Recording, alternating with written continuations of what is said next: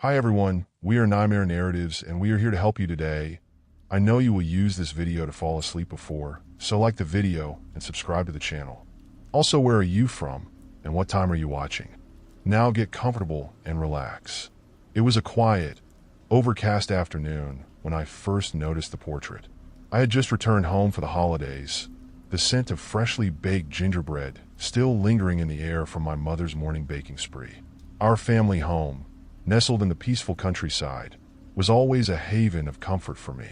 The creaky wooden floors, the slightly faded wallpaper, and the array of family photographs that adorned the walls made the house feel like a time capsule, holding memories from decades past. As I wandered through the hallway, I took my time revisiting the photographs hanging on the wall. Some were old, black and white images of my grandparents, while others were colorful snapshots of birthdays, holidays, and family vacations. Each photo was a moment in time, preserved behind the thin glass frames that hung from the walls. I stopped at the end of the hallway, my eyes drawn to the large family portrait that had been taken years ago. It was a photo I had always loved, my parents, my younger brother Caleb, and I, standing in front of our old family cabin by the lake.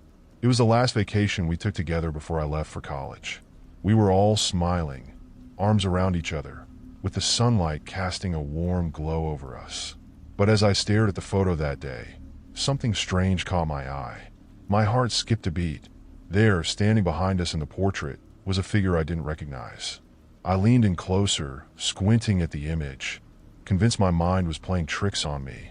The figure, a man, tall and slender, dressed in a dark suit, stood just behind Caleb, partially obscured by the trees in the background. His face was turned slightly, so I couldn't make out his features clearly, but the fact that he was there at all was deeply unsettling. I had looked at this photograph countless times over the years, and I was certain that the man hadn't been there before. Yet there he was, standing among us as if he had always been part of the picture. A chill ran down my spine as I stepped back from the portrait, my pulse quickening.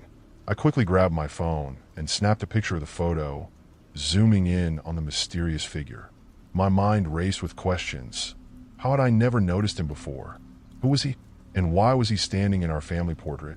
I could feel my skin prickling with unease as I rushed downstairs to the kitchen, where my mother was pulling a tray of cookies from the oven. The warm, sweet smell of cinnamon filled the air, but it did little to calm the growing sense of dread within me. "Mom," I called out, my voice unsteady. "Can you come look at something? There's something weird with the family portrait." She glanced at me, wiping her hands on her apron before following me back up the stairs. I led her to the hallway, pointing to the portrait. "Do you see that man? Behind Caleb?" My mother stared at the photograph for a moment, her brow furrowing in confusion. "What man?"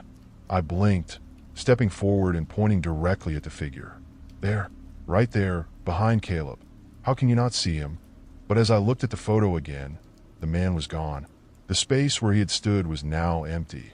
Just the trees and the lake in the background, as it had always been. My stomach churned, and I felt lightheaded. "But he was just there," I stammered. "I swear, there was a man in the picture." My mother gave me a concerned look, placing a hand on my shoulder. "Maybe you're just tired, sweetie. It's been a long day. Why don't you take a break and relax for a bit?" I nodded, but I couldn't shake the feeling that something was terribly wrong. My mother walked back to the kitchen, leaving me standing alone in the hallway, staring at the portrait that now looked completely ordinary. I pulled out my phone and opened the picture I had taken earlier. My heart sank as I saw the image on my screen. The man was still there, clear as day, standing behind Caleb in the exact same spot. Panic set in as I realized that whatever was happening wasn't just in my head. The figure in the photograph was real, and I was the only one who could see him. I spent the rest of the afternoon trying to come up with a rational explanation. Maybe the photo had been altered somehow, though I couldn't imagine who would have done such a thing. Or perhaps it was a trick of the light, a strange reflection that made it look like there was someone there when there wasn't. But deep down, I knew that wasn't the case. The figure was too distinct, too deliberate, and the fact that he had disappeared from the physical photograph but remained in the picture on my phone only made things more disturbing. That night, as I lay in bed, I couldn't stop thinking about the man in the portrait. His presence felt like a dark cloud hanging over me, filling the room with an oppressive sense of unease. I tossed and turned, unable to shake the feeling that I was being watched. At some point in the night, I got up and went back to the hallway, drawn to the portrait once again. The house was eerily quiet, and the only sound was the creaking of the old floorboards beneath my feet. I stood in front of the photograph, my eyes scanning every inch of it, searching for any sign of the man, but the figure was still gone. The photo looked just as it always had. I felt a mix of relief and frustration, wondering if maybe I had imagined the whole thing. But as I turned to head back to my room, I froze. Out of the corner of my eye, I saw movement. I spun around, my heart pounding, and there, just for a split second, I saw the man again. He wasn't in the photograph this time.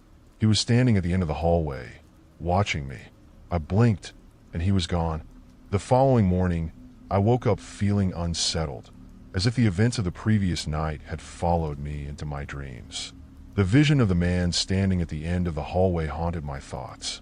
I couldn't shake the image of his dark figure, looming in the shadows, watching me with an intensity that sent shivers down my spine. Every step I took that morning felt heavy, like I was walking through a thick fog of dread that refused to lift. I tried to convince myself that it had all been a bad dream. Maybe the stress of being back home, after such a long time, had triggered some bizarre hallucination. Still, I couldn't ignore the gnawing feeling in the pit of my stomach. Something was wrong, and deep down, I knew it. As I made my way downstairs, I could hear the faint clinking of dishes in the kitchen. My mother was already up, humming to herself as she prepared breakfast. The normalcy of it all was almost disorienting after what I had experienced the night before. I hesitated for a moment before joining her, wondering if I should bring up the strange figure again, but I quickly dismissed the idea. She had already brushed off my concerns once, and I wasn't eager to be labeled as paranoid. "Morning, honey," my mother greeted me with a warm smile as I entered the kitchen. "How'd you sleep?" I forced a smile, grabbing a cup of coffee from the counter. "Fine," I lied. "Just had some weird dreams, I guess."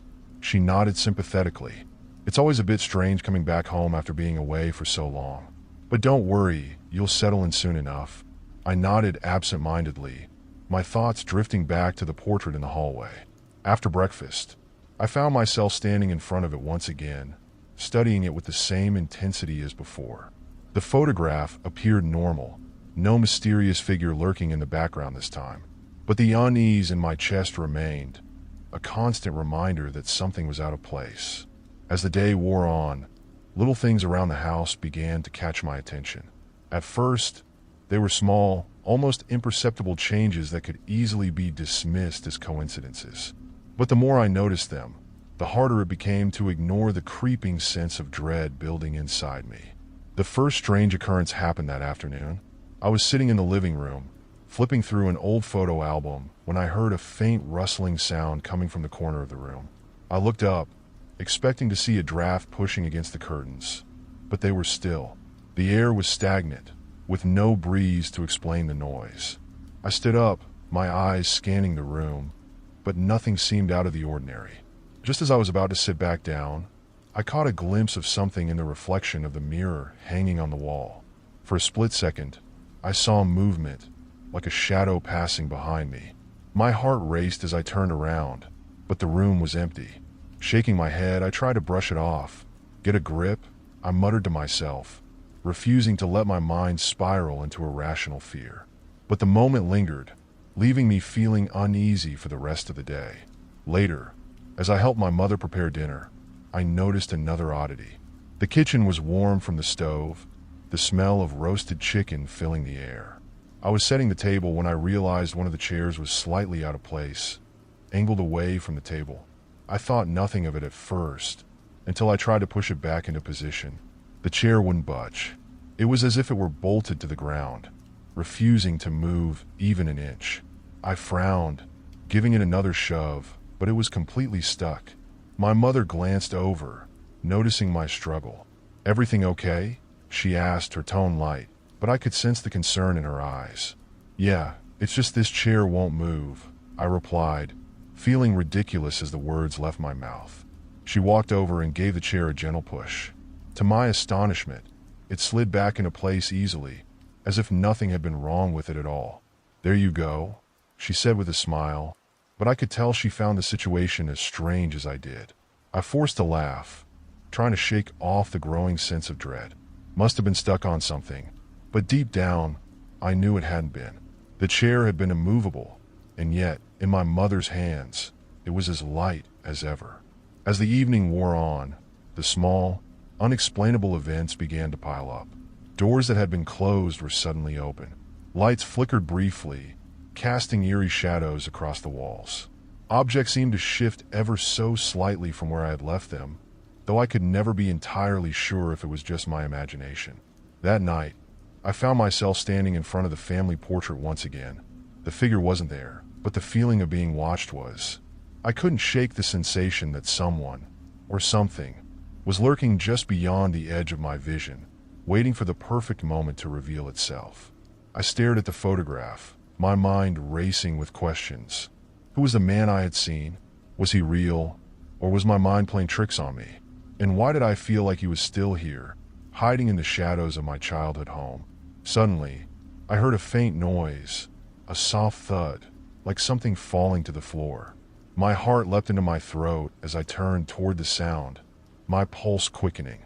The noise had come from upstairs, in the direction of my room. I hesitated for a moment before gathering the courage to investigate. Slowly, I made my way up the creaky staircase, each step amplifying the pounding of my heart. The house was silent, save for the soft hum of the wind outside. When I reached my room, the door was ajar. I pushed it open cautiously, my eyes scanning the darkened space. Everything appeared to be in its place, but the uneasy feeling in my chest remained.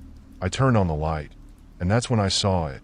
An old, framed photograph had fallen from my desk, lying face down on the floor. I picked it up, my hands trembling slightly as I turned it over. It was a picture of my family, taken years ago at a birthday party. But there, in the background, partially obscured by the other guests, was the man from the portrait. I dropped the photo, my breath catching in my throat. He was there again, as if he had always been a part of my life, silently watching from the shadows. The realization hit me like a ton of bricks. Whoever this man was, he wasn't just a figment of my imagination.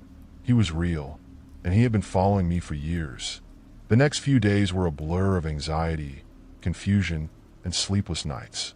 I couldn't stop thinking about the man in the photographs. It was as if he had infiltrated every corner of my life, hiding in the background, watching, waiting. I wanted to tell someone, to scream that something was terribly wrong. But who would believe me? My mother had already dismissed my concerns once, and I wasn't eager to relive that conversation. Instead, I threw myself into investigating, desperate to find some logical explanation for the bizarre occurrences. I started by combing through old family albums, meticulously inspecting every photograph. But no matter how far back I went, there he was, the same dark figure, always on the fringes, barely noticeable unless you were looking for him. The discovery was unsettling, to say the least. It felt like my entire life had been a lie, like someone had been watching from the shadows all along, and I had been blissfully unaware. But the more I looked, the more questions I had. Who was he? And why had I never noticed him before? I scoured the house for any other clues that might explain his presence. My parents had lived in the same house for decades, and it was filled with old memories, boxes of forgotten belongings tucked away in closets, dusty photo frames, and childhood relics. I hoped that somewhere in the clutter, I'd find something, anything, that would shed light on who this man was. One afternoon, while searching through the attic, I stumbled upon a small, locked box buried beneath a pile of old blankets. It was nondescript, a simple wooden box with no markings or labels, but something about it caught my attention. I ran my fingers over its surface, tracing the worn edges. It didn't belong to any of us. I had never seen it before, and when I asked my mother about it, she seemed just as perplexed. "I don't know, dear. It must have been here for ages. Maybe it belonged to the people who lived here before us," she suggested, but her tone was uncertain. That didn't make sense. My parents had bought the house when I was born, and before that, it had been empty for years. How could something so strange and personal be left behind? Forgotten? Driven by curiosity, I decided to open the box. It wasn't easy. There was no key, and the lock seemed rusted shut. But after a few hours of prying with an old screwdriver, the lid finally gave way with a soft click. Inside, I found a collection of papers and photographs, yellowed with age. At first glance, they didn't seem to make much sense. Old receipts, notes written in a shaky hand, and a few faded newspaper clippings. But as I sifted through the contents, something caught my eye. It was a letter addressed to no one in particular, written in neat cursive. The ink was faded, but still legible. To whomever finds this, I do not know how much time I have left, but I must leave a record of what has happened in this house. The man, he appears in the shadows, always watching, always waiting. No one else sees him, but I do. He's in the photos, lurking just beyond the light. He has followed me for years, and now, I fear he is coming for me. I don't know who he is or what he wants, but he won't stop until he has what he came for. Beware, for once he sets his eyes on you, there is no escape. I have tried to leave, but he finds me, no matter where I go. There is no safety in the dark. If you are reading this, it may already be too late. The letter ended abruptly, leaving me with a cold, sinking feeling in my stomach. The handwriting was old, but it didn't seem ancient. I couldn't shake the eerie similarity between the writer's experience and my own. Was this the same man I had been seeing in the photos? And if so, what did he want? I spent the rest of the afternoon going through the rest of the papers, but nothing else offered any concrete answers. The more I uncovered, the more questions I had, and the closer I felt to something I couldn't quite understand. That night, I couldn't sleep. Every creak of the house, every gust of wind against the windows set me on edge. I kept the letter close by, reading and rereading it, searching for some hidden meaning that would explain what was happening. But all it did was deepen my sense of unease. The following day, I decided to dig deeper into the house's history. I visited the local library, hoping to find some record of its previous owners, or any strange incidents that might explain the presence of the man in the photographs. The librarian, an older woman with glasses perched on the end of her nose, was more than happy to help. Together, we combed through old property records and newspaper archives. It didn't take long to uncover a disturbing pattern. Over the past 50 years, there have been several reports of unusual sightings and strange occurrences in the house. Residents had complained of hearing footsteps in the attic, of seeing figures in the windows at night. But the most chilling discovery was a string of disappearances linked to the house. Over the years, multiple people had gone missing, vanished without a trace shortly after moving in. The most recent case was from about 20 years ago. A man named David Rollins had lived in the house for just 6 months before disappearing one night, leaving behind only a few cryptic notes about a shadowy figure who had been haunting him. His disappearance was never solved, and the case eventually went cold. As I read through the old newspaper articles, a chill ran down my spine. The more I learned, the more it felt like I was following in David's footsteps, unraveling the same mystery that had consumed him. And if his fate was any indication, I was in danger.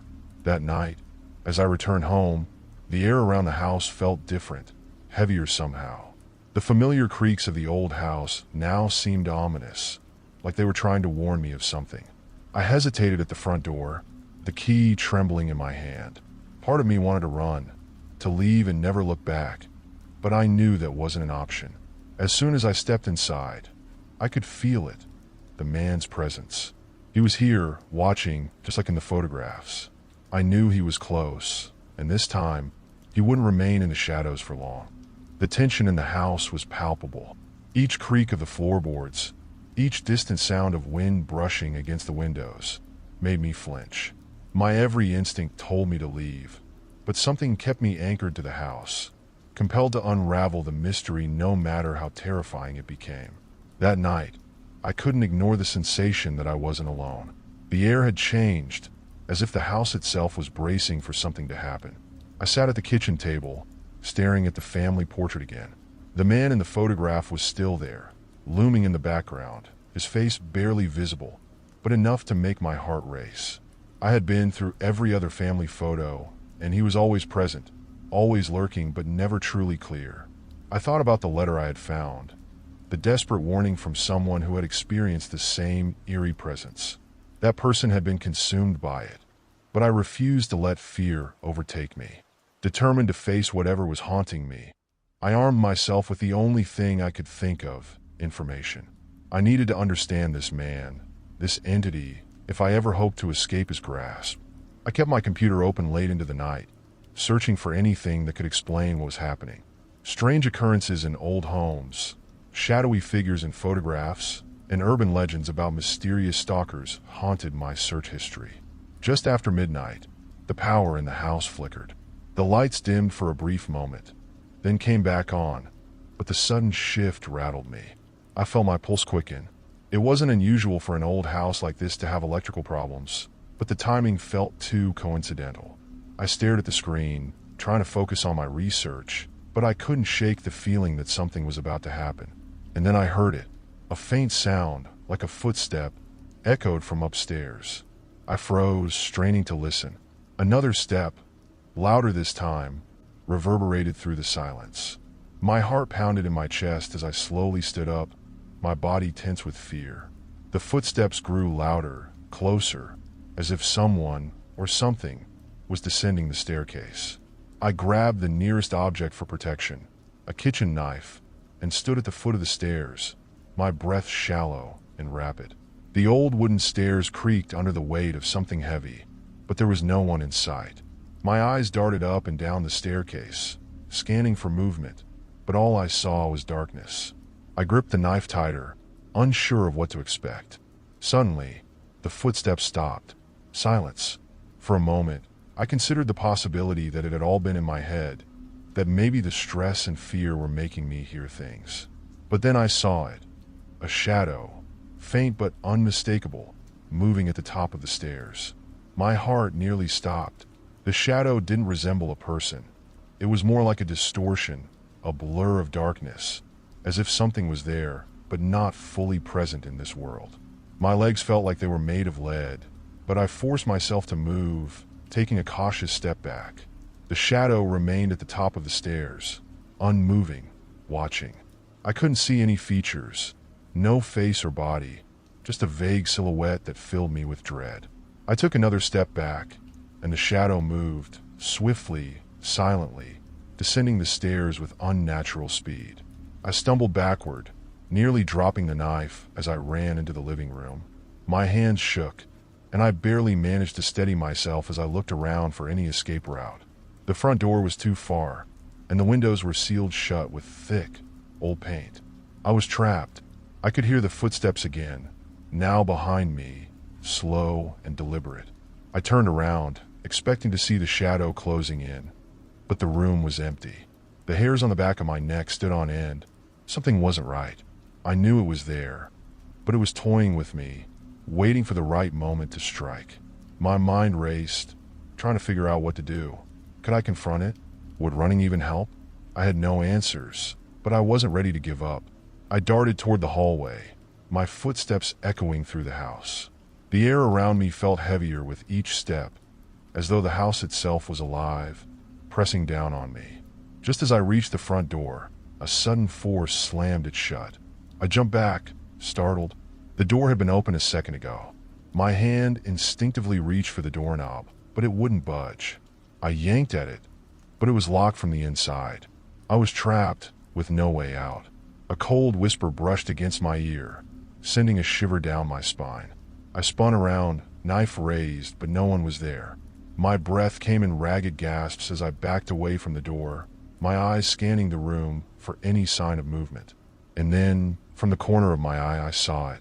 The figure, the same man from the photographs, stood at the far end of the hallway, his face still hidden in shadow.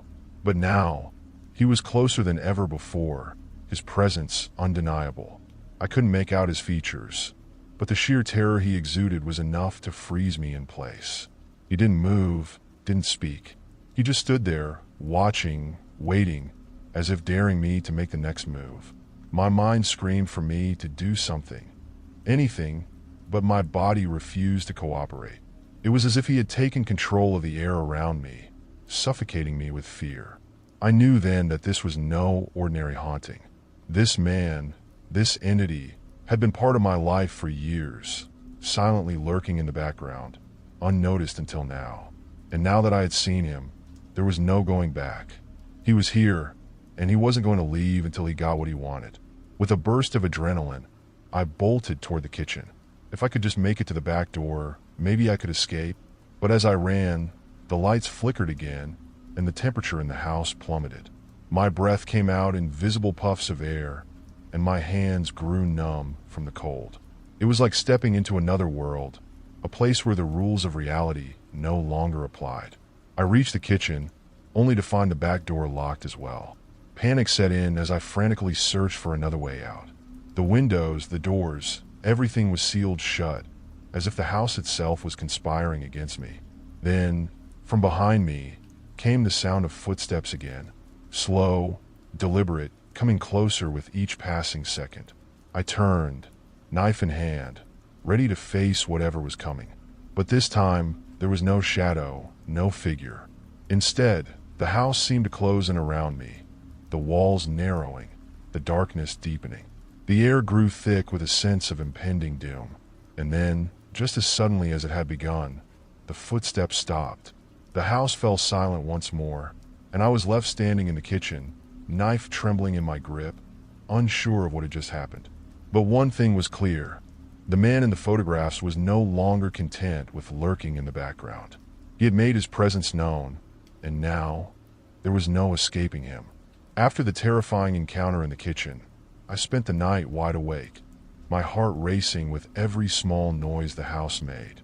I knew sleep wouldn't come easily, not with the oppressive presence of the man in the photographs lingering in every shadow. My mind raced with possibilities, questions flooding my thoughts. Who was he? Why had he appeared in my family portrait? And why was he haunting this house? Haunting me. When dawn finally broke, I was determined to take action. Sitting idly while this thing tormented me wasn't an option. I needed answers, and I needed them fast. I started by going through every inch of the house, methodically searching for anything that could provide a clue. My hands trembled as I rifled through old drawers, flipped through dusty books, and inspected every corner of the attic. Yet it all seemed like an endless search for nothing. The house was old, filled with remnants of a past I didn't recognize, but none of it seemed to hold the key to the mystery of the man in the portrait. By mid-morning, I found myself staring at the portrait again. There was something about it, something I had missed. The way the man stood slightly apart from the rest of us, his face turned just enough to obscure his features. It was intentional, like he wanted to be seen, but not fully revealed. I took the portrait down from the wall, turning it over in my hands. Nothing. No hidden markings or secret messages. Just an old, weathered frame holding an image of my family that was no longer familiar. But then I noticed something strange about the backing of the portrait. The paper that lined the back of the frame seemed thicker in one corner, as though something was hidden beneath it. My pulse quickened as I carefully peeled away the old paper, revealing a small, yellowed envelope taped to the back of the photograph. My hands shook as I pulled the envelope free and opened it. Inside was a single piece of folded paper, brittle and worn with age. The handwriting was neat but hurried, as though the person writing it had been in a rush or frightened. "You're not the first. He watches, waits, and takes. I couldn't stop him. No one can. Beware of the night when he comes for you." The letter ended abruptly, with no signature or further explanation. My heart raced as I read the words over and over again, trying to make sense of them. "You're not the first." What did that mean? Who was the author of this letter? And what had they experienced that made them so certain that the man in the portrait couldn't be stopped? I took a deep breath, trying to calm the rising panic in my chest. This was the first solid piece of evidence I had, but it only raised more questions. The man in the portrait wasn't just a ghost or a spirit haunting the house. He was something far more dangerous, something with a purpose, a malevolent force that seemed to have a history with this place. I needed more information, and the best place to start was with the history of the house. Surely, there had to be records, something that could explain who had lived here before, and if they had experienced anything similar. I grabbed my laptop and began searching through local archives, real estate records, and old newspaper articles, looking for any mention of unusual occurrences or tragedies tied to the house. Hours passed, and just when I was about to give up, I stumbled across an article from nearly 30 years ago.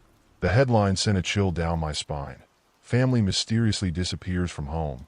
No clues found. I clicked on the article, my eyes scanning the text rapidly. It was about a family, a mother, father, and their 2 children, who had lived in this house decades ago. According to the article, they had vanished without a trace one night, leaving behind all their belongings. No signs of a break-in, no evidence of foul play, and no bodies ever found. The case had gone cold, and the house had sat vacant for years before being sold again. The family in the article didn't have the same last name as mine, but that didn't matter. The parallels were too strong to ignore.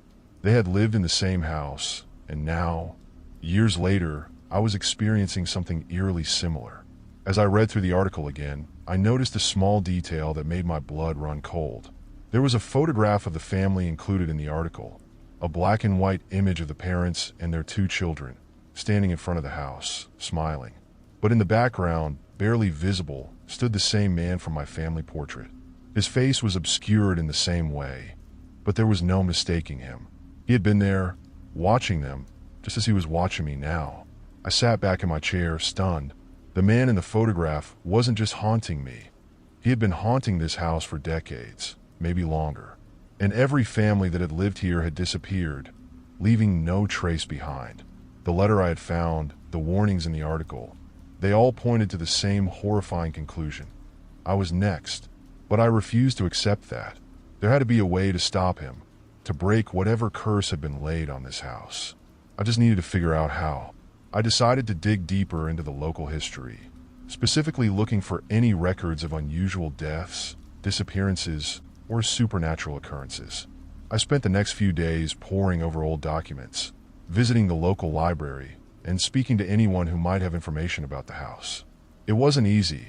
Most people seemed reluctant to talk about it, as if the very mention of the place made them uncomfortable. But eventually, I found what I was looking for. An old librarian, a woman who had lived in the town her whole life, pulled me aside one afternoon and told me about a local legend that had been whispered about for generations. That house, she said in a hushed voice, has always been cursed. They say it started over 100 years ago, when a man, an outsider, came to town and built the house. No one knew much about him, but strange things started happening after he moved in. People would see him walking through the town at night, talking to people who weren't there. Then, one day, he just disappeared. But ever since then, every family that's lived in that house has met a terrible fate. I listened, my heart pounding as the librarian continued. Some say his spirit is still there, trapped in the house, and that he takes anyone who moves in. They say he's waiting for something, or someone. Her words sent a chill down my spine. The man in the portrait, the man who had been haunting me, was no ordinary ghost. He was something far darker, something tied to the house itself. And if I didn't find a way to stop him, I would be next. With the weight of the librarian's words hanging over me, I left the library feeling a growing sense of dread. The man in the portrait wasn't just some wandering spirit, lost in the afterlife. He was connected to the very foundation of the house, a malevolent force that had claimed the lives of others before me. And now he was coming for me. Returning home felt like walking into the jaws of a trap. Every creak of the floorboards and whisper of the wind sent shivers down my spine. The house was alive, and it was watching me. I knew it was only a matter of time before he made his next move, but I wasn't going to sit back and wait for him to strike. I decided to do something I hadn't done before. I would confront the man in the portrait directly. If he was tied to the house, then there had to be a way to communicate with him, to understand what he wanted and why he was tormenting me. Desperation clawed at me as I searched online for any methods of spirit communication. I didn't care how absurd it sounded. I was willing to try anything. I found several articles and forums discussing ways to reach spirits, from Ouija boards to candles and mirrors. While I was skeptical of the effectiveness, I figured I had nothing to lose at this point. Following one method I read about, I set up a makeshift seance in my living room. I arranged candles in a circle, dimmed the lights, and sat in the center with a mirror in front of me. According to the article, the mirror was supposed to act as a portal, allowing me to see or communicate with the spirit haunting the house. As I sat there, my heart pounded in my chest. The flickering candlelight cast eerie shadows on the walls, making the house feel even more oppressive. I took a deep breath, trying to steady myself, and began to speak. "I know you're here," I said, my voice trembling slightly. "I've seen you in the portrait, and I know you've been watching me. I don't know why, but I need to understand. Who are you? What do you want from me?" For a long time, there was nothing but silence. The candles flickered as if a breeze had passed through the room, though I knew all the windows were closed. I stared into the mirror, half expecting to see the man's face materialize behind me, but all I saw was my own reflection, pale and strained with fear. Minutes passed, and I began to feel foolish for even attempting this. I was about to blow out the candles and give up when something happened. The room grew unnaturally cold, and a shiver ran down my spine. I could see my breath in the air, hanging like a fog, and the mirror in front of me began to frost over, as though touched by an icy hand. Suddenly, the flickering flames of the candles went out, plunging the room into darkness. My heart raced as panic gripped me. I fumbled for the matches, desperate to relight the candles, but my hands were shaking too much. In the pitch black, I heard someone breathing. It was faint at first, but unmistakable. It wasn't my breath, and it wasn't coming from anywhere near me. Then, in the silence, a voice, low, guttural, and cold as death, whispered from the shadows. "You shouldn't have looked for me." The word sent a jolt of terror through my entire body. I froze, every muscle tensed as if I had been turned to stone. The voice wasn't coming from inside the house. It was inside my head. Somehow, the man had found a way to reach me through the seance, and now he was closer than ever. I stumbled backward, nearly knocking over the mirror in my haste to get away. My mind raced, trying to process what had just happened. The voice, the man in the portrait, was no longer just a figure trapped in the house's history. He was real, and he was angry that I had sought him out. The room remained in darkness, the cold lingering in the air. I felt disoriented, unsure of where to go or what to do next. I couldn't stay in this house, not with him here, but every time I thought about leaving, something pulled me back. I needed answers, and the only way to get them was to face the man head on, even if it meant risking my life.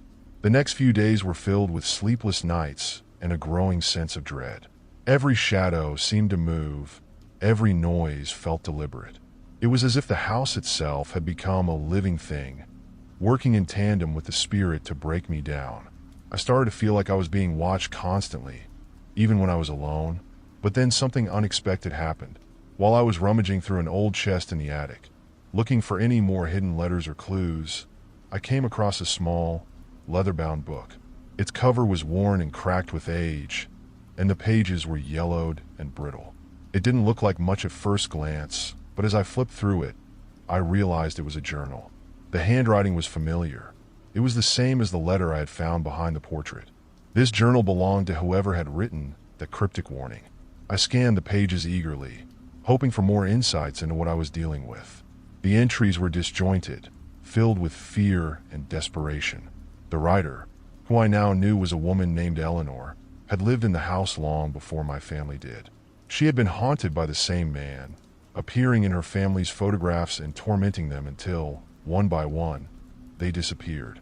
The journal chronicled her attempts to understand the spirit and find a way to stop him. There were descriptions of the man, how he appeared in mirrors, photographs, and even reflections in water, how he seemed to draw closer the more they tried to resist him. But the most chilling part was toward the end of the journal, where Eleanor wrote about her final days in the house. She described how her family had begun to change, growing distant and cold, as if the man was influencing them from the shadows. She had been the last one left, and she knew her time was running out. In the final entry, Eleanor wrote something that made my blood run cold. "He's not a ghost. He's something far worse. And once he marks you, there's no escape. He'll take everything you love, and then he'll take you." I closed the journal, my hands trembling. The pieces were starting to fall into place, but I still didn't understand how to stop him. Eleanor had failed, and so had everyone else who had lived in this house. If I didn't figure out a way to break the cycle, I would be next. But I wasn't ready to give up yet. The man in the portrait had underestimated me, just as he had underestimated the others. There had to be something he feared, something that could banish him from this place for good. The journal had mentioned one last thing, something Eleanor had found in the house before she disappeared. It was a small, ancient artifact hidden somewhere in the walls. According to her, it had been placed there by the original owner of the house, the man who had vanished all those years ago. Eleanor believed it was the key to understanding the curse, but she had never found it. I wasn't going to make the same mistake. Determined to find the artifact Eleanor had written about, I began tearing through the house like a madman. Every crevice, every forgotten corner, and every suspicious gap in the walls was now a potential hiding place for the key to ending this nightmare. The stakes were higher than ever. The man in the portrait was closing in, his presence felt in every breath of cold air and every flicker of light in the house. I could sense him growing bolder, watching me with malevolent intent. The journal had mentioned that the artifact was hidden behind one of the walls, likely placed there when the house was built. Armed with this knowledge, I began tapping the walls, listening for hollow spots. But the search was painstakingly slow, and my nerves were wearing thin. Every moment I spent in that house felt like another moment he could strike. But leaving wasn't an option. I had to find the artifact before it was too late. After what felt like hours of fruitless searching, I finally heard a faint hollow sound when I knocked against the wall in the basement. The hairs on the back of my neck stood up as I realized this was it. This was where it had been hidden all along. Without wasting another second, I grabbed a hammer and began chipping away at the plaster. Each strike reverberated through the empty house, and I half expected the man to materialize behind me at any moment. As the dust cleared, I uncovered a small cavity in the wall. Inside, wrapped in a tattered cloth, was a strange, rusted object. It was smaller than I had imagined, no bigger than the size of my palm. The artifact was made of some kind of old, tarnished metal, with intricate symbols etched into its surface. There was something almost ancient about it, as though it had existed long before the house was even built. I held the artifact up to the light, trying to make sense of the strange symbols. They were unfamiliar to me, nothing I had ever seen in any books or online searches. But as I stared at it, a wave of dizziness hit me. The air in the room grew heavier, colder, and I could feel the presence of the man intensifying. Then I heard it, a low, menacing whisper. "Put it down." The voice wasn't loud, but it resonated deep inside my skull, chilling me to the bone. It was him, the man in the portrait. He didn't want me to have this. That much was clear, but that only confirmed my suspicions. This artifact was the key to stopping him. I gripped the object tightly, refusing to let go. I knew that whatever power it held, it was my last hope of breaking the curse that had plagued this house for so long. But the moment I made that decision, the house seemed to shift around me. The walls creaked and groaned, as if the very foundation was reacting to my defiance. Suddenly, a loud bang echoed from upstairs, like something heavy had fallen. I froze, my heart pounding. The whispering intensified, growing louder, more insistent, but I couldn't make out the words. My instincts screamed for me to run, but I couldn't leave. Not yet. With the artifact in hand, I made my way upstairs, cautiously stepping into the hallway. The air was thick with tension, and the dim light of the flickering bulb made every shadow seem alive. As I approached the living room, I saw something that stopped me in my tracks. The portrait of my family had changed again, but this time, it wasn't just the mysterious man who had appeared. There were more figures now, ghostly, distorted faces that seemed to melt into the background of the painting. They were watching me, their hollow eyes following my every move. And among them, I recognized the faces of the previous residents of the house, Eleanor and her family. My heart dropped. They were all here, trapped in the portrait, bound to the curse that had claimed them. And I knew, without a doubt, that if I failed to break the cycle, I would join them. Desperation clawed at me as I stared at the haunting image. I needed to know more about the artifact, how it worked, what its purpose was, but the journal had only mentioned its existence, not how to use it. There had to be something else, some other clue I had overlooked. That's when I remembered the attic. There had been something odd about that space ever since I moved in. The door to the attic was always slightly ajar, as if it was inviting me to explore, but I had never found the courage to venture up there alone. Now, with the artifact in hand, I knew I had no choice. The answers I needed might be up there, hidden among the dust and forgotten memories of the house's past. I climbed the narrow stairs, each step creaking under my weight. The attic was dark and cold, a stark contrast to the rest of the house. I flicked on the old, hanging light bulb, casting a dim glow over the cluttered space. Old boxes, furniture, and discarded items were piled high, forming a maze of shadows. As I sifted through the boxes, my fingers brushed against something strange, an old, leather-bound book similar to Eleanor's journal. But this one was older, much older. The leather was cracked and brittle, and the pages were yellowed with age.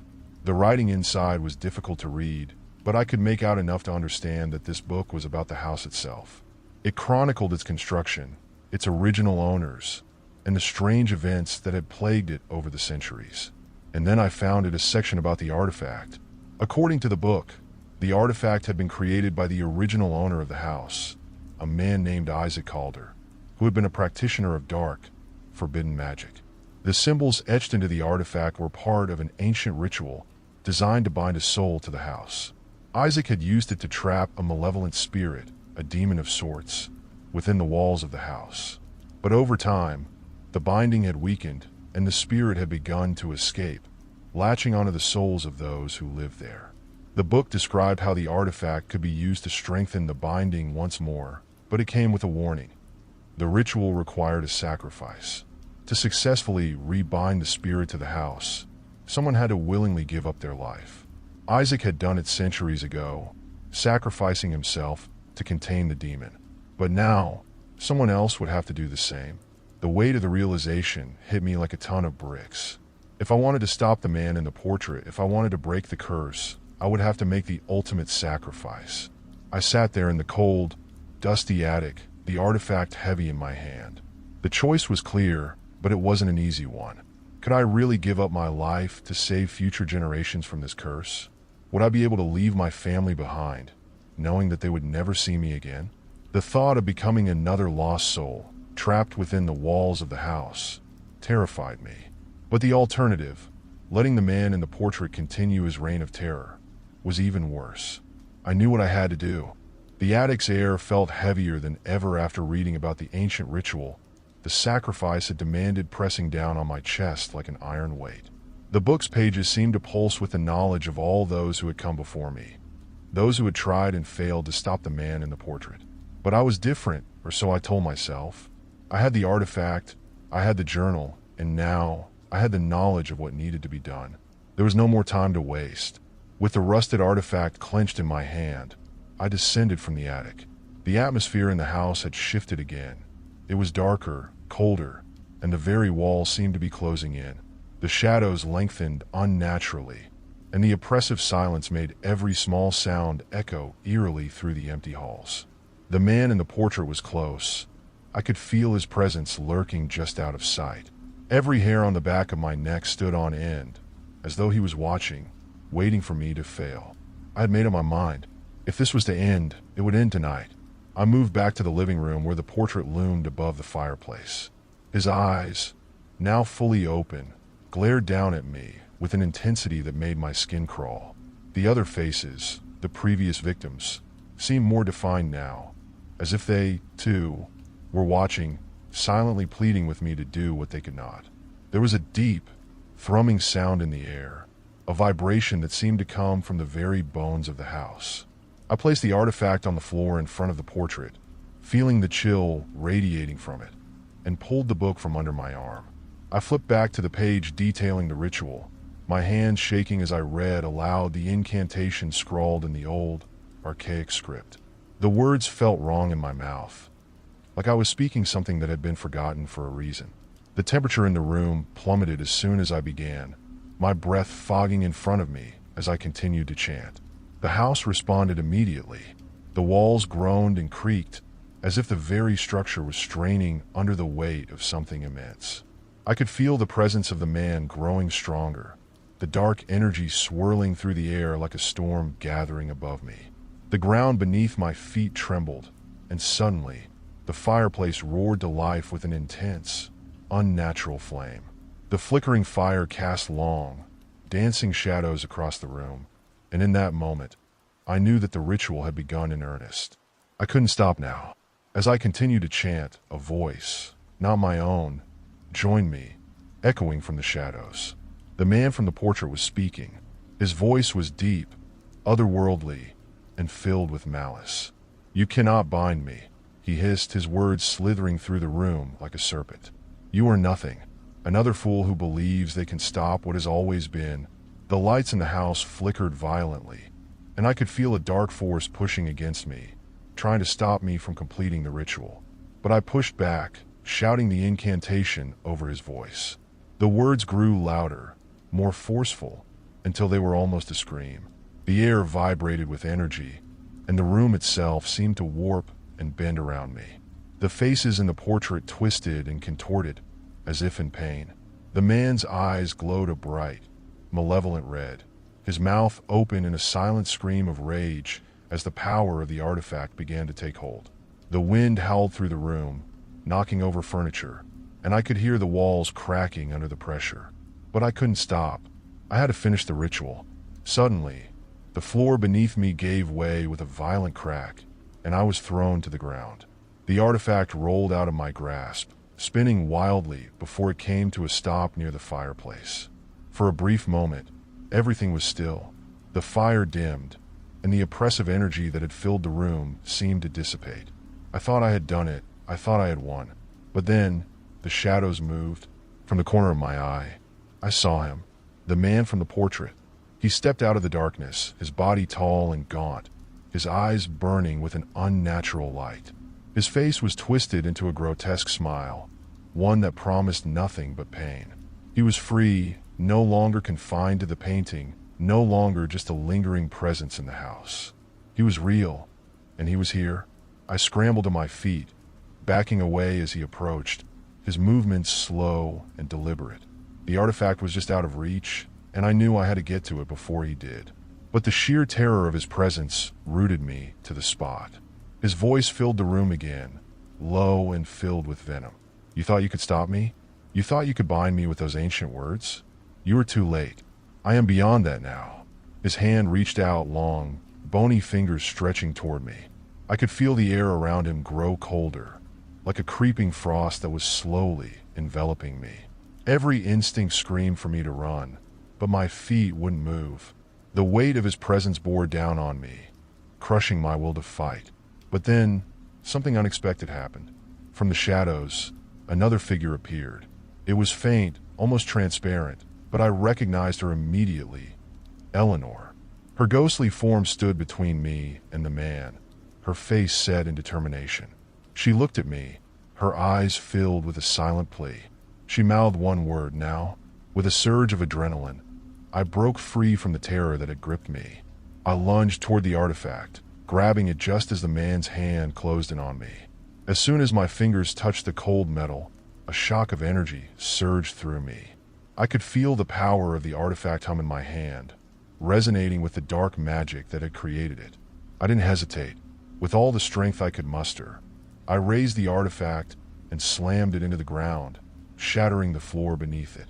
A blinding light erupted from the broken artifact, and the room was consumed by a deafening roar. The man screamed, his voice piercing through the air like a blade, but the light grew brighter, enveloping him. I shielded my eyes from the intensity of the light as the house itself seemed to tremble and shake, the walls cracking and splintering under the immense energy. The man's form began to dissolve, his body breaking apart like smoke in the wind.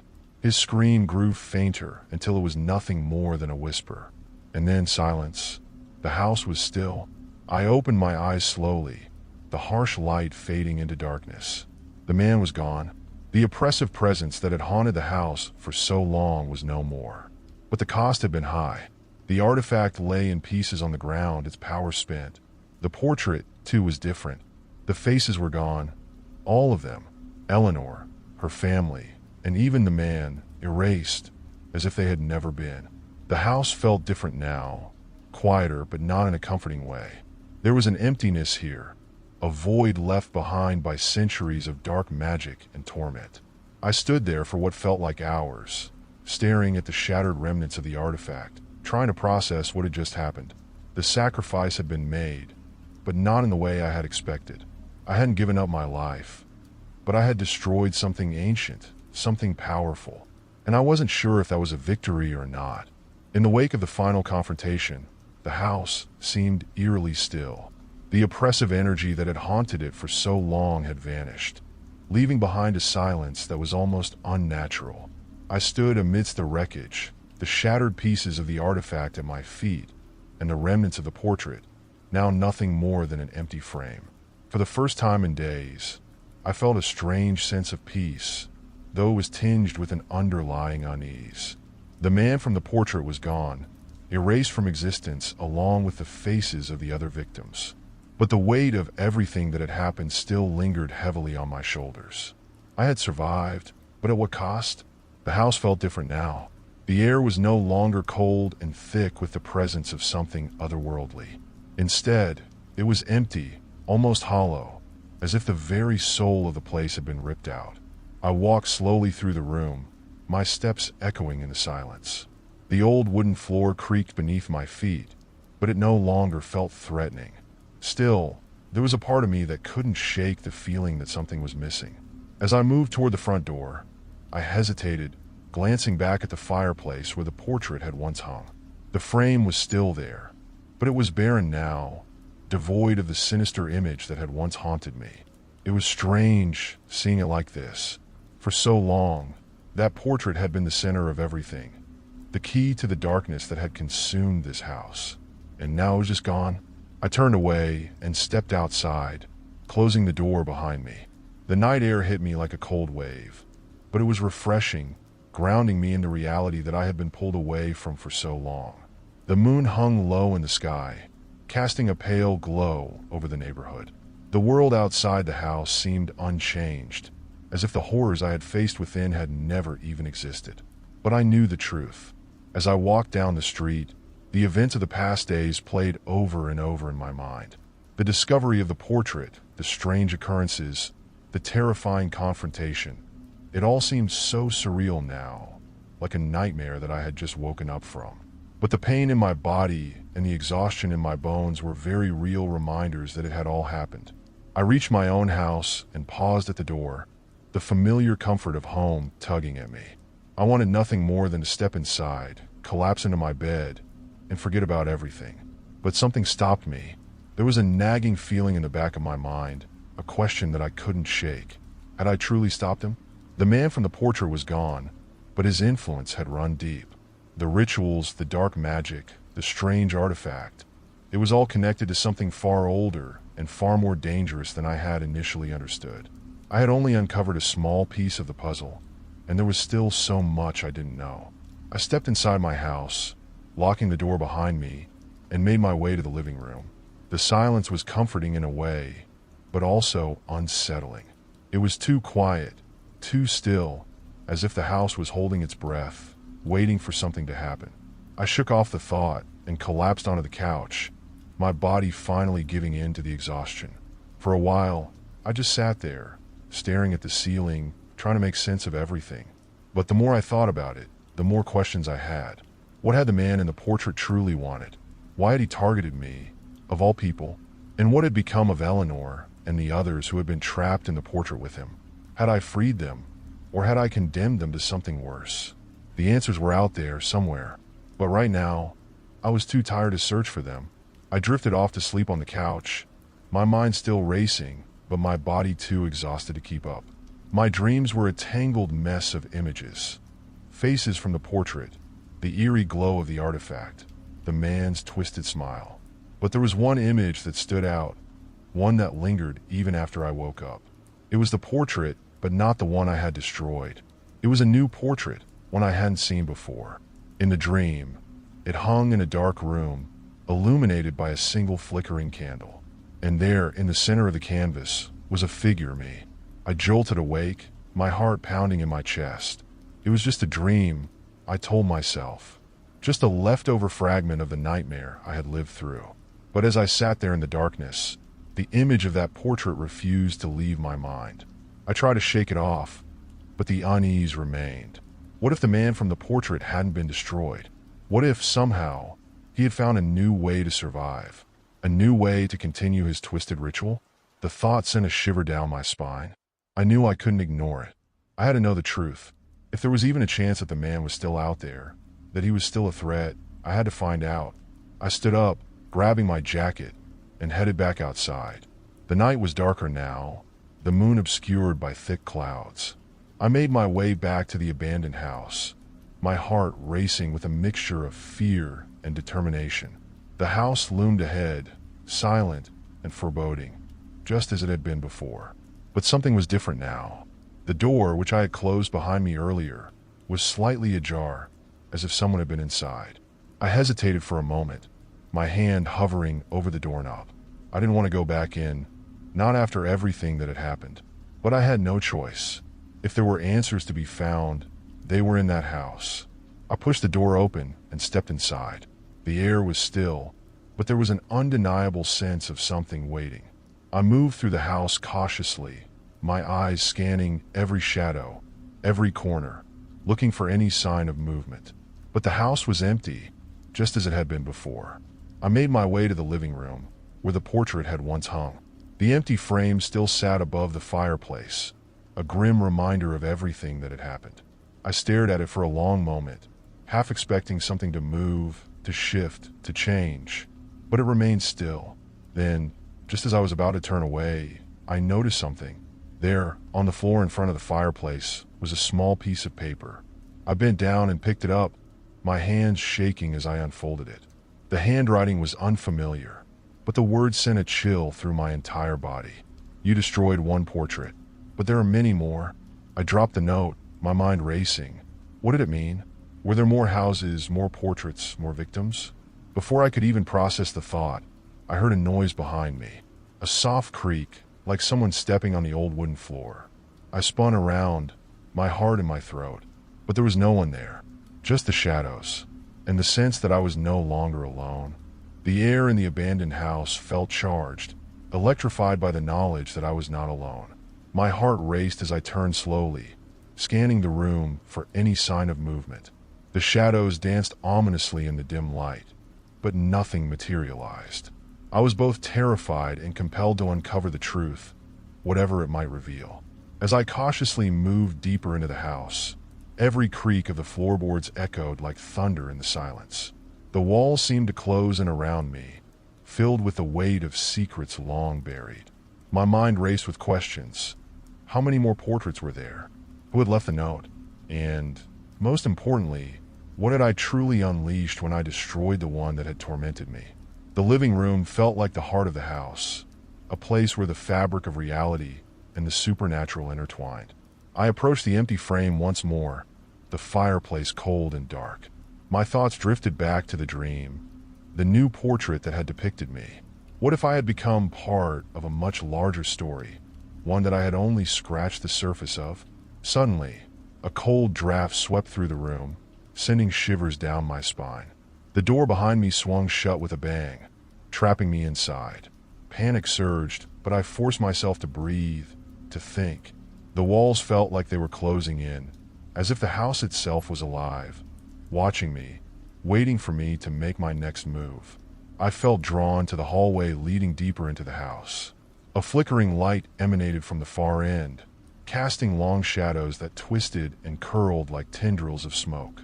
My instinct screamed at me to turn back, to flee this place and never return, but the promise of answers lured me forward. With each step, I felt a pull, an inexplicable connection to the darkness that lay ahead. As I reached the end of the hallway, I found a door slightly ajar, the flickering light spilling into the corridor. I pushed it open, the old hinges creaking in protest. Inside was a small room, cluttered and dim. In the center stood an easel, upon which rested a new portrait, draped in a dark cloth. The flickering light came from a candle set nearby, casting eerie shadows that danced across the walls. My heart raced as I approached the easel, compelled to unveil what lay beneath the shroud. As I pulled away the cloth, a gasp escaped my lips. The portrait depicted a family, me, my parents, and my sister. The resemblance was uncanny, But there was something off about it. My family looked out at me, their faces twisted in expressions of horror and despair. Behind them loomed a shadowy figure, dark and indistinct, its presence suffocating. A feeling of dread washed over me as I realized the truth. This was not just a mere painting. It was a connection to my own past, a manifestation of the torment I had unknowingly brought upon my family. The man from the original portrait had not just been a distant threat. He had been an integral part of this dark legacy. I stumbled back, my breath coming in quick gasps. The room spun around me as the realization settled in. This house was a conduit, a vessel for the suffering and anguish of those who had come before.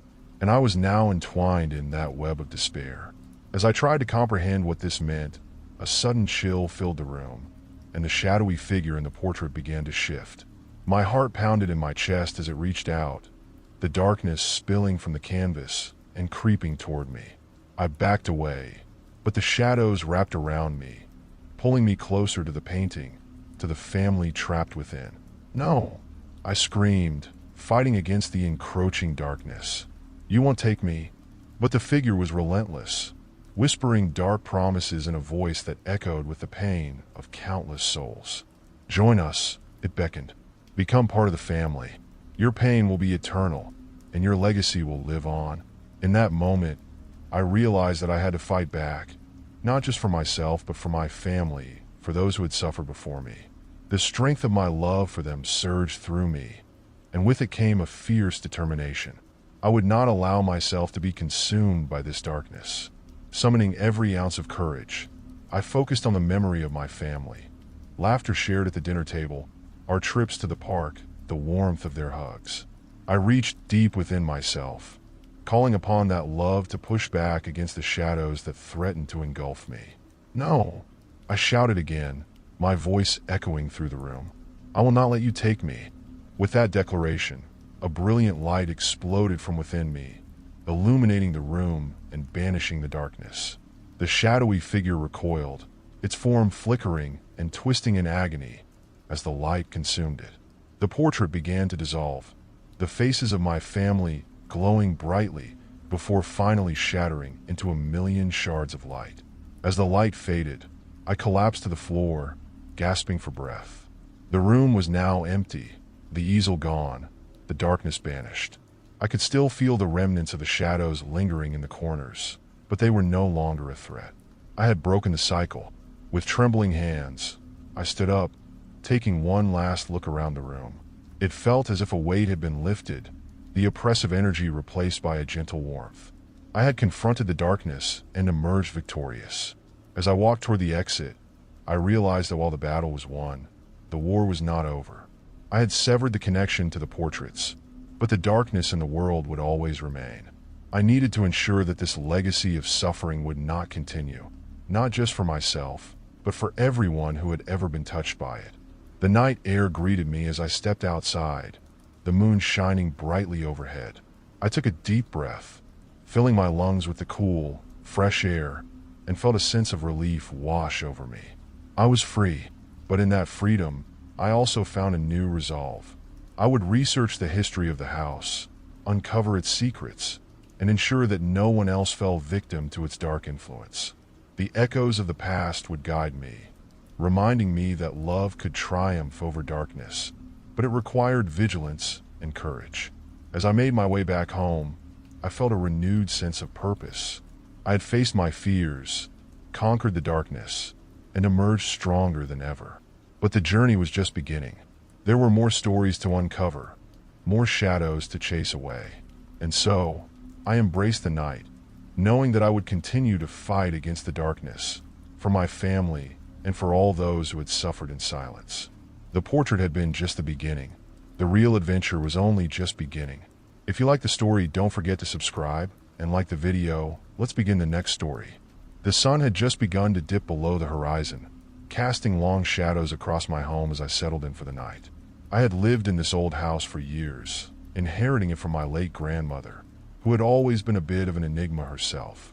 The house, with its creaky floorboards and drafty windows, felt alive, holding stories and secrets within its walls. But among those stories, there was one that sent a chill down my spine, a locked room at the end of the hallway, always closed, always out of reach. I had never thought much about the room until that evening.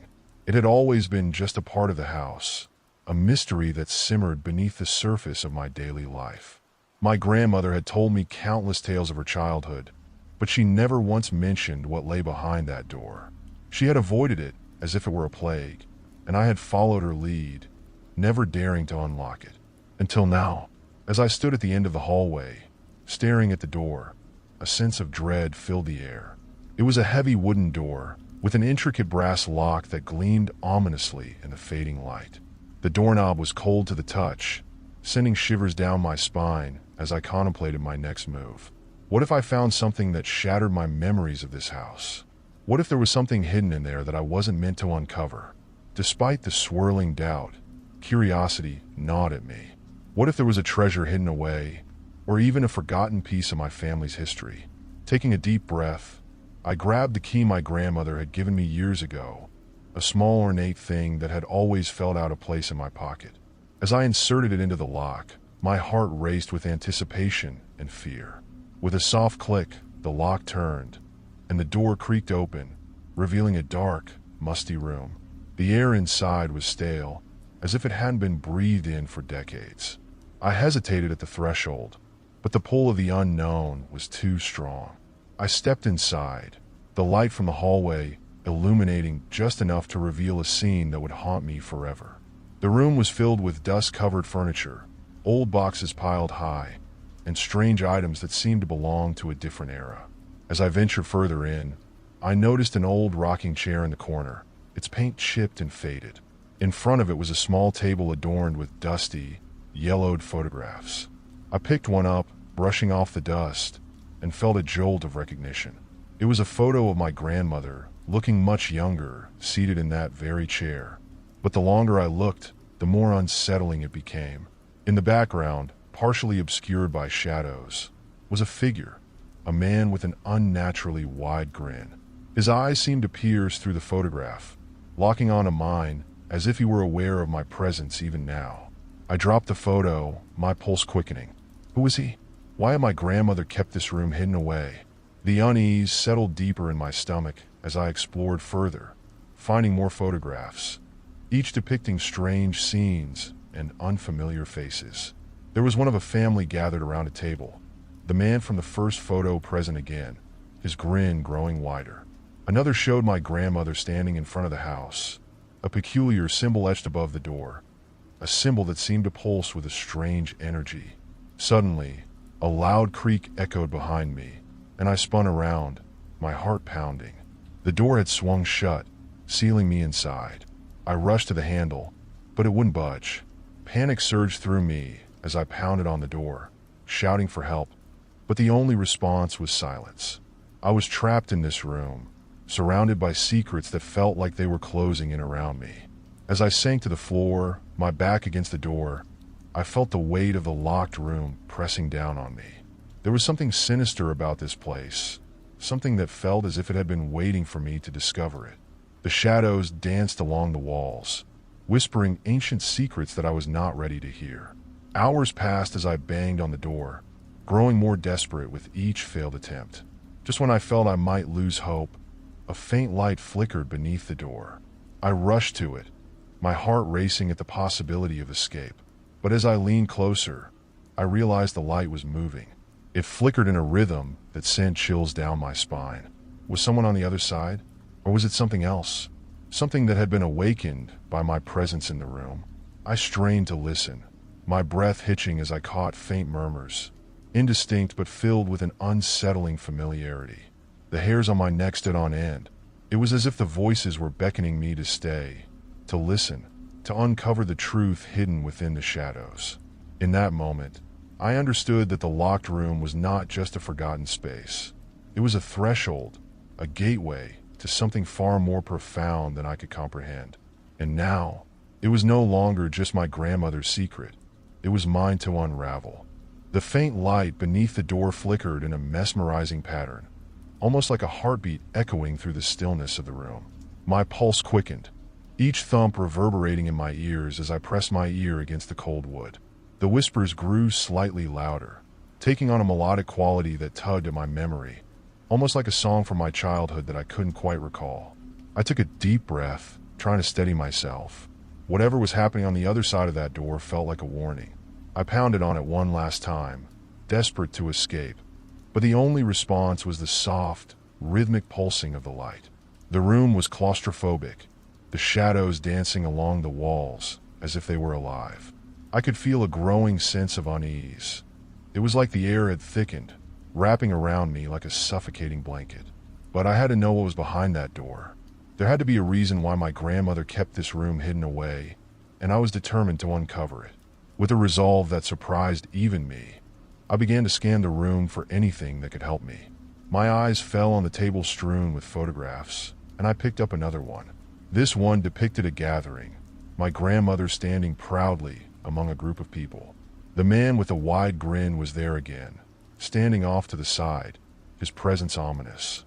But it was the others in the photo that caught my attention. They looked familiar, yet their names eluded me. I felt a strange connection to them, as if I had seen them before, but couldn't quite place where. I studied the details of the image, searching for clues. There was a sense of warmth in their smiles, but something dark lurked behind their eyes. Setting the photograph down, I turned my focus to the rest of the room. In the corner stood a tall, dusty bookshelf filled with worn-out books. I approached it cautiously, each step crunching on the debris-covered floor, and ran my fingers over the spines. Titles like The Secrets of the Ancients and Mysteries of the Forgotten caught my eye, but one book in particular seemed to beckon me. It was a leather-bound tome, its cover cracked with age, and its title faded. I carefully pulled it from the shelf, brushing off the dust. As I opened it, the pages crackled, releasing a musty scent that filled my lungs. Scrawled in elegant script was a collection of notes and journal entries, the handwriting familiar, yet distant. My heart raced as I flipped through the pages, revealing tales of family secrets, hidden rooms, and inexplicable events. One entry stood out to me, dated years ago, written by my grandmother. She spoke of a door that was never to be opened, of voices that called out to her in the night. I read on, entranced, as she described dreams filled with shadows and faces she couldn't recognize, faces that seemed to haunt her waking hours. She warned of a darkness that lingered in the house, a presence that would consume those who dared to seek it. Suddenly, the murmurs beyond the door intensified, pulling me from my thoughts. I pressed my ear against the wood again, my breath hitching. The whispers were clearer now, almost urgent, like a warning from a distant past. It felt as if the very walls were alive, pulsating with a memory I couldn't quite grasp. I dropped the book, my heart pounding in my chest. The thought of my grandmother's warnings echoed in my mind. Perhaps I was not meant to uncover the secrets behind the door. Yet the truth clawed at my insides. "Help!" I shouted, the desperation evident in my voice. "Is anyone there?" The room swallowed my words, and for a brief moment, silence enveloped me. Then, just as suddenly, the flickering light grew brighter, illuminating the corners of the room. I stepped back in shock, squinting against the sudden brightness. I was no longer alone. A shadow moved within the light, taking shape before me, a figure that appeared almost ethereal, glowing with an otherworldly aura. My breath caught in my throat as I strained to make sense of what I was seeing. "Who are you?" I stammered, heart racing. The figure was indistinct, its features obscured by the light. It felt familiar, yet alien, as if it was both a part of my past and a ghost of the unknown. "I am a guardian," the figure whispered, the voice ethereal and soft, yet carrying an undertone of authority. "You have awakened that which lies dormant." "What do you mean?"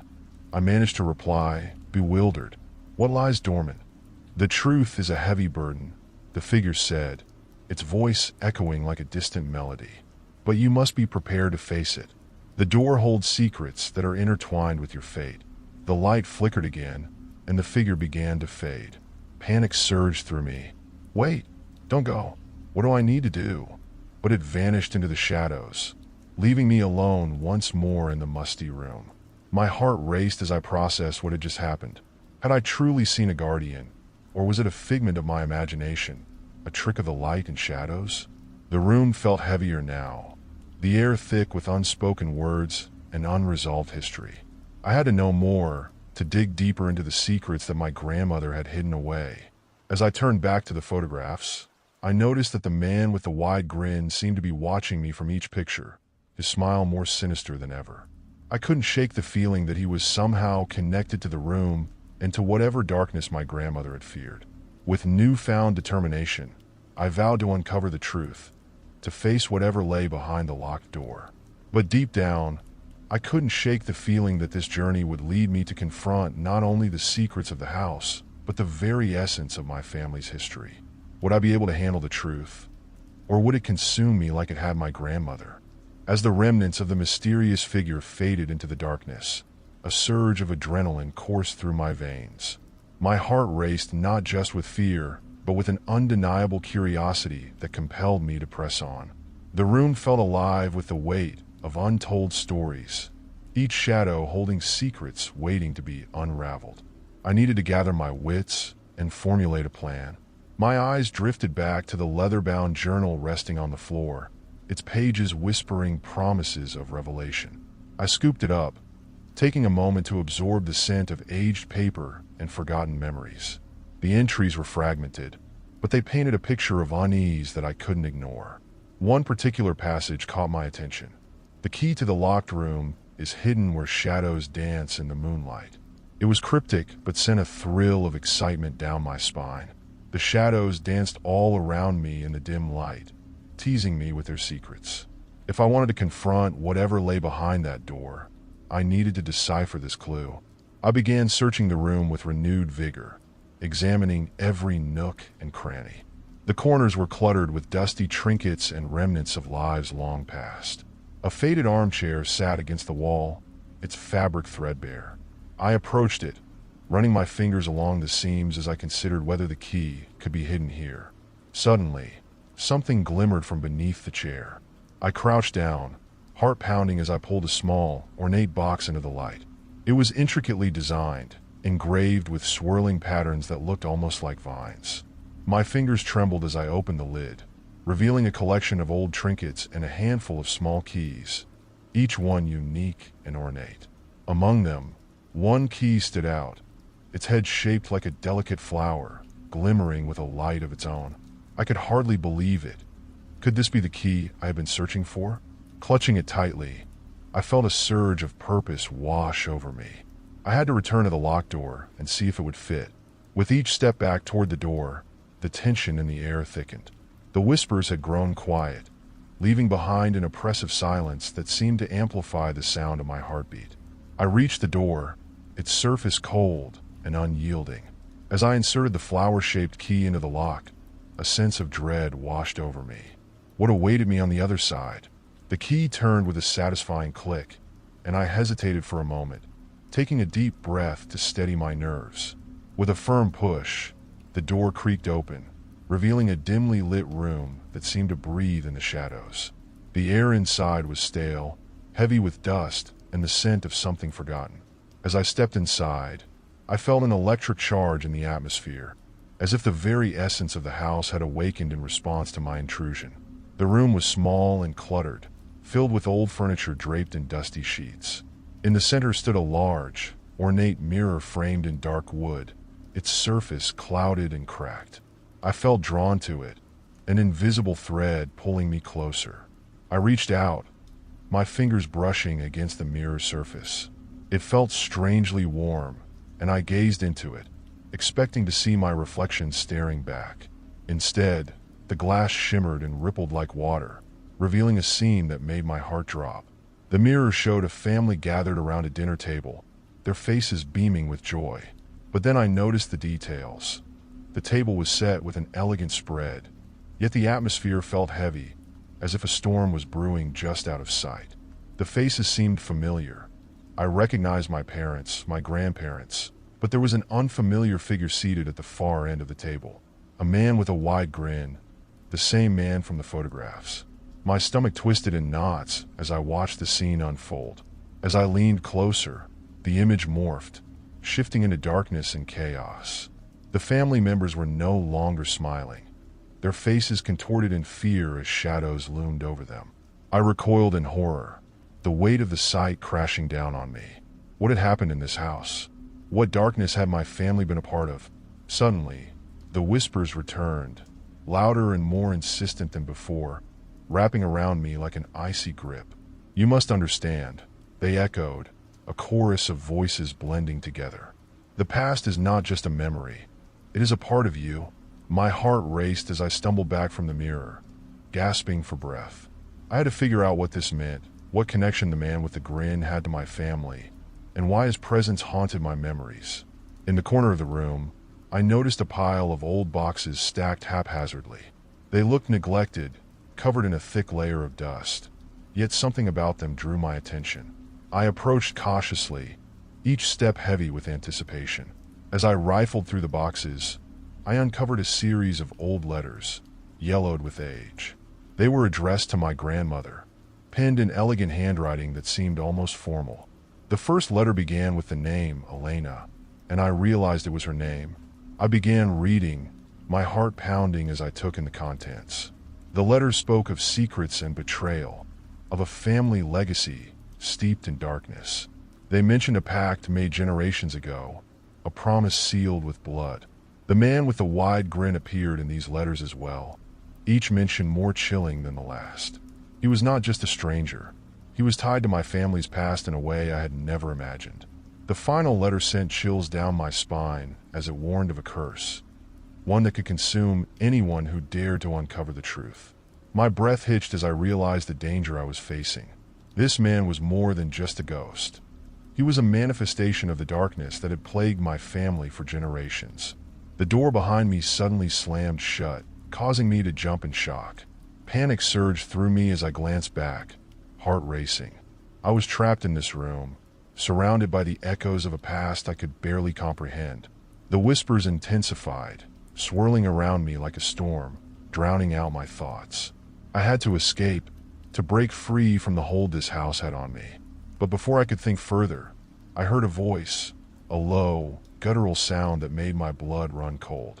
"Why are you here?" I turned slowly, heart pounding. The shadows shifted and darkened, forming a figure that seemed to emerge from the very walls of the room. It was the man with the wide grin, his eyes glinting with malice. "You shouldn't have come," he said, his voice echoing through the darkness. "You've awakened what should remain asleep." I stumbled back, terror gripping me. I had no idea how to confront this entity or the horrifying truth that lay behind it. But one thing was clear. I had to confront the darkness within my family's legacy, or I would be consumed by it. Panic surged through me as I faced the man with the wide grin. His presence was suffocating, filling the room with an air of menace. The shadows twisted around him, contorting like tendrils, and I felt the weight of history pressing down upon my chest. "Who are you?" I managed to choke out, my voice trembling. The questions raced through my mind like wildfire. What did I awaken? What did he want from me? "Why do you seek the truth?" he replied, tilting his head slightly, the grin never fading. "You should have left it buried." I took a step back, glancing around the room for an escape. The door was still closed, but I could hear the soft whispers growing louder, as if the house itself was warning me. My heart pounded like a drum, each beat echoing the urgency of my situation. "I need to know what happened to my family," I said, my voice steadier than I felt. "You're connected to this. You're in the photographs." The man chuckled, a low, chilling sound that sent shivers down my spine. "Oh, but you don't understand. I am not merely a ghost of the past. I am its guardian. Your family made choices, dark choices, and now you must face the consequences." My mind raced. Choices? What choices? The letters had hinted at a pact, but I had no idea of its true nature. I felt a sense of foreboding wash over me, an instinct that told me I was standing on the precipice of something terrible. "Why me?" I demanded, desperation seeping into my tone. "What do you want from me?"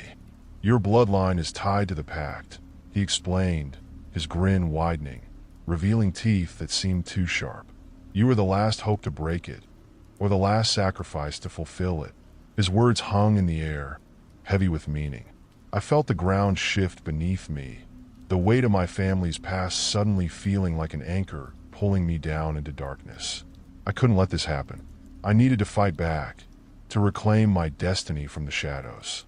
"Leave me alone," I shouted, forcing my voice to be louder than the whispers. "I won't be part of your curse." The man's expression darkened, and the air crackled with tension. "You cannot escape what you are," he hissed. "You will either embrace the darkness or be consumed by it." In that moment, I realized I needed to take control of the situation. I turned on my heel, scanning the room for anything I could use. My eyes landed on the pile of old boxes. Perhaps they held something that could help me understand this nightmare. "Enough of this," I yelled, charging toward the boxes. "I will uncover the truth." As I began to sift through the contents, the shadows behind me stirred, closing in like a predator stalking its prey. The whispers crescendoed, their urgency matching the pounding of my heart. I pulled out more letters, each one echoing the same theme: a family bound by a curse, each generation tainted by the decisions made long ago. I read about rituals and sacrifices, names of ancestors intertwined with the man's sinister presence. It was a horrifying tapestry, each thread leading back to the very room I stood in. Suddenly, a force hit me from behind, slamming me against the wall. The air escaped my lungs, and I gasped, struggling to breathe as the shadows enveloped me. I could feel the coldness of their grip, their whispers turning into a cacophony of despair. "Face the truth," the man's voice thundered, reverberating through the room. "You cannot hide from your legacy." In that moment of sheer terror, something inside me ignited, a fierce determination to break free. I pushed against the wall, forcing myself to stand tall. I wouldn't let him win. I focused on the letters, the words swirling in my mind. One phrase stood out: "Only by confronting the darkness can you reclaim your light." "Stop!" I shouted, my voice breaking through the chaos. "You don't control me." The shadows hesitated, momentarily retreating as if my words had struck a chord. I seized the opportunity to regain my composure, adrenaline coursing through my veins. I needed to uncover the heart of the mystery, the key to breaking the curse that bound my family. I began to piece together the fragments of my family's history, determined to confront the truth rather than let it consume me.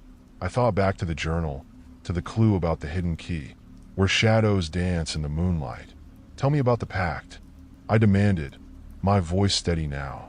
"What was it? What does it mean for me?" The man's expression shifted, the grin faltering. "The pact was made to protect your family, but it came at a price.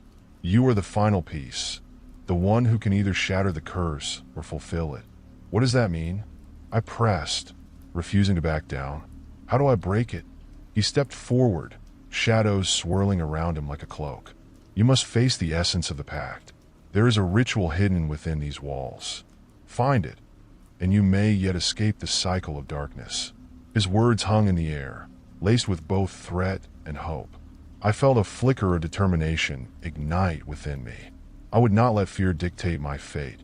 The whispers grew louder, urging me onward. I could feel the weight of my ancestors pressing against me, their voices mingling with the shadows, guiding me toward the truth. I had to search deeper, uncover the layers of my family's legacy, and confront the darkness that had plagued us for generations. "Where do I find this ritual?" I asked, my voice firm. "In the heart of the house," he replied cryptically, his grin returning. "But be warned, the shadows will not let you pass easily." With that, he dissolved into the darkness, leaving me alone in the room, trembling but resolute. I had to find the heart of the mystery, to unlock the secrets of my family's past before it was too late.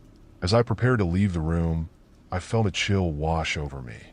The air was thick with anticipation, the house seemingly alive with the tension of what was to come. I could not ignore the feeling that I was being watched, that the shadows were plotting against me, but I would not falter. I had to uncover the truth and reclaim my family's legacy. With the weight of the man's words echoing in my mind, I stepped out of the room, determination fueling my every move.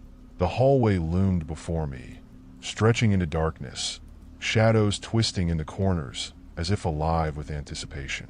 My heart raced, but I couldn't turn back now. The truth beckoned me deeper into the house, urging me to uncover the secrets hidden within its walls. As I ventured down the dim corridor, the air felt charged, a heavy silence enveloping me. The whispers that had filled the room now faded into a haunting echo, but their presence lingered, a reminder of the urgency of my quest. I recalled the clues from the letters and the journal, piecing together the fragments of my family's dark history. Find the heart of the house, I muttered to myself, each step igniting a spark of resolve. The heart of the house. What did that even mean? I reached a door at the end of the hallway, the wood aged and worn, its surface marked by deep grooves and scratches, as if something had clawed at it from the other side. The door was slightly ajar, an invitation, or perhaps a warning. I hesitated, my breath hitching in my throat. What awaited me beyond? I took a deep breath, steeling myself for whatever lay ahead. Pushing the door open, I stepped inside. The room was unlike the others, a vast space filled with shelves crammed with books, strange artifacts, and dusty trinkets that whispered tales of the past. A large table dominated the center, covered in faded papers and yellowed scrolls. Candle stubs littered the surface, their wax hardened into intricate shapes, remnants of countless nights spent unraveling secrets. I moved closer, my fingers grazing the edges of the papers, a shiver running down my spine. They felt alive, pulsating with the energy of the stories they contained. As I scanned the table, one scroll caught my eye, its edges adorned with intricate symbols that seemed to shimmer under the dim light. I unfurled the scroll carefully, revealing an ancient text written in a language I could barely decipher. But beneath the strange symbols, a familiar phrase stood out. To break the curse, one must face the shadows. Heart pounding, I turned the scroll over, revealing a map. It depicted the layout of the house, marked with symbols indicating hidden compartments and pathways. I traced the lines with my finger, excitement bubbling within me. The heart of the house was hidden, and I was determined to find it. Where do I start? I whispered to myself, eyes darting across the map. I needed to be cautious. The shadows had already shown their power, and I couldn't underestimate their reach. Suddenly, a noise interrupted my thoughts, a soft rustling sound coming from the far corner of the room. My heart raced as I turned to face the source, my breath hitching. Shadows flickered against the walls, dancing with an eerie energy. I stepped back, bracing myself for whatever might emerge from the darkness. Is someone there? I called out, my voice steady despite the fear gripping my chest. For a moment, there was silence. Then, a figure stepped into the light. A woman, her face obscured by shadows, but her eyes gleamed with a haunting familiarity. Help me, she whispered, her voice barely more than a breath, yet it cut through the tension like a knife. You must understand, they want to keep the truth hidden. Who are you? I demanded, instinctively taking a step back. What do you want? I am a fragment of your past, she replied, her voice trembling. I was lost in the shadows, just like you. Your family, they made choices that bind us all together. You have to uncover the truth before it consumes you. As she spoke, the shadows in the room began to shift, swirling around her like a storm. I could feel the air grow colder, the tension thickening. What do you mean? I pressed, desperate for answers. What choices? How do I break this curse? The woman hesitated, glancing over her shoulder, as if fearing the darkness. You must go to the basement, she urged, her eyes wide with fear. There lies the heart of the pact, the ritual that can set you free. But you must be careful. The shadows will try to stop you. Before I could respond, she began to fade, her form dissipating into the swirling darkness. Remember, you are stronger than you think. Face the shadows and reclaim your light. With that, she vanished, leaving me alone in the room, the air thick with urgency. I was filled with a sense of purpose. I had to find the basement, confront the truth, and face whatever darkness awaited me there. The map in my hands felt like a lifeline, guiding me toward my next destination. I scanned the symbols again, searching for the mark that indicated the way to the basement. My eyes landed on a small icon near the bottom of the map, a spiral shape surrounded by jagged lines. There, I whispered, determination coursing through me. I took a deep breath and headed toward the door, clutching the map tightly as I made my way back down the hallway.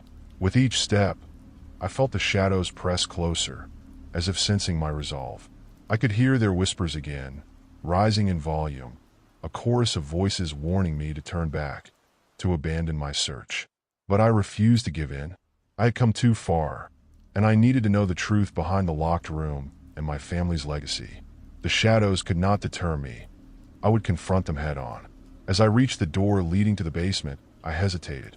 The handle felt cold under my touch, the door a barrier between my past and the answers I sought. I took a deep breath, pushing down the fear that threatened to rise within me. "Let's do this," I murmured, turning the handle and pushing the door open. The basement was dark, the air heavy with a musty scent that curled around me like a shroud. I fumbled for the light switch, my heart pounding as I flicked it on. The bare bulb flickered to life, casting a weak glow across the space. As I stepped inside, I took in the sight before me, a cramped room filled with old furniture, boxes, and cobwebs. But my eyes were drawn to the far corner, where a large, ornate chest sat against the wall, its surface adorned with intricate carvings. I approached cautiously, my instincts screaming at me to be careful. The shadows loomed in the corners, watching, waiting. I could feel their eyes on me, their whispers echoing in my mind, urging me to turn back. But I pressed on, kneeling in front of the chest. The carvings depicted scenes of rituals and sacrifice, a grim reminder of the darkness that lay within my family's past. I reached for the latch, my fingers trembling with anticipation. With a deep breath, I opened the chest, revealing a trove of ancient items, faded photographs, worn journals, and objects that seemed to pulse with energy. Among them lay a small, leather-bound book, its cover embossed with the same spiral symbol from the map. I felt a surge of recognition. This was it, the key to understanding the pact. I carefully lifted the book from the chest, cradling it in my hands. As I opened it, the shadows in the room shifted, the air crackling with energy. I began to read, my heart racing as the words came to life, revealing the terrifying truth about my family's legacy. The leather-bound book felt heavy in my hands, each page a promise of revelation and dread. I took a moment to steady my breath, trying to shake off the lingering shadows that crept at the edges of my vision. The musty scent of the basement enveloped me, but I focused on the words before me, the flickering light casting eerie shadows on the pages. As I opened the book, my heart pounded in sync with the rising tension. The first few pages detailed the history of my family, weaving a narrative steeped in tradition, but also in dark rituals. It spoke of a pact made generations ago, a deal struck with an unseen force, one that promised power and protection in exchange for obedience and sacrifice. The Shadows of the Forgotten, I read aloud, the title sending chills down my spine. It detailed how my ancestors had delved into forbidden knowledge, seeking to harness the power that lurked in the unseen corners of the world. Their greed and ambition had awakened something ancient, something that should have remained undisturbed. Flipping through the pages, I felt a sense of dread wash over me. There were references to strange occurrences and sudden disappearances in my family line, lost relatives who had ventured too close to the darkness, never to return. Each name read like a grave marker, a testament to the cost of the pact they had made. To maintain the balance, I read further. One must confront their fears. To remain untouched by the shadows, one must sacrifice that which they hold dear. The implications of those words hung heavy in the air, weighing down my thoughts. What had my family sacrificed, and what would be required of me? I needed to uncover the details of the pact before I could face the shadows that sought to reclaim their due. Suddenly, a loud thud echoed from above, jolting me from my thoughts. The noise reverberated through the house, shaking the very foundations. I froze, heart racing. Was it just the house settling, or something more sinister? I glanced around the basement, the shadows flickering ominously. The fear that had been building within me transformed into a fierce determination. I had come too far to turn back now. I had to know what awaited me above, but I needed to be cautious. The book clutched tightly in my hands, I made my way toward the basement stairs, every step echoing like a warning bell in the stillness. I paused at the top of the stairs, listening intently. The house was quiet again, but I could sense a presence, a weight in the air that told me I wasn't alone. Pushing the door open slowly, I stepped into the hallway, scanning my surroundings. The dim light from the bulb flickered ominously, casting long shadows that danced along the walls. I could still hear whispers, soft and unintelligible, echoing through the corridors. I crept down the hallway, pausing at the door that led back to the study where I had encountered the man. The air felt electric, charged with anticipation. The whispering grew louder, swirling around me like a storm. I took a deep breath and pushed the door open, stepping inside. The room was just as I had left it, but the atmosphere had changed. The shadows seemed thicker, more alive, pulsing with a dark energy. Then I saw it, a figure standing near the window, silhouetted against the fading light. My heart raced as I stepped further into the room, adrenaline coursing through my veins. "Who are you?" I demanded, the tremor in my voice betraying my fear. The figure turned slowly, and my breath caught in my throat. It was a woman, her face pale and gaunt, eyes wide with a haunting sorrow. "You shouldn't have come here," she whispered, her voice like a cold wind. "Why not?" I challenged, stepping closer despite the trepidation gripping me. "I need to understand what happened to my family. I need to know the truth." "The truth," she echoed, a ghost of a smile flitting across her lips.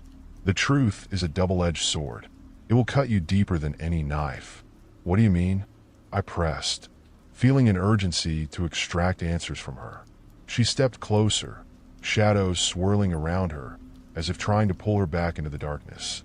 They didn't just make a pact, they bound themselves to the shadows. And now, those shadows want their due. You're next, whether you realize it or not. My mind raced. The woman before me. Could she be one of the lost souls my family had sacrificed? A victim of the very darkness I was trying to confront? What can I do? I pleaded, desperation creeping into my voice. How do I break this curse?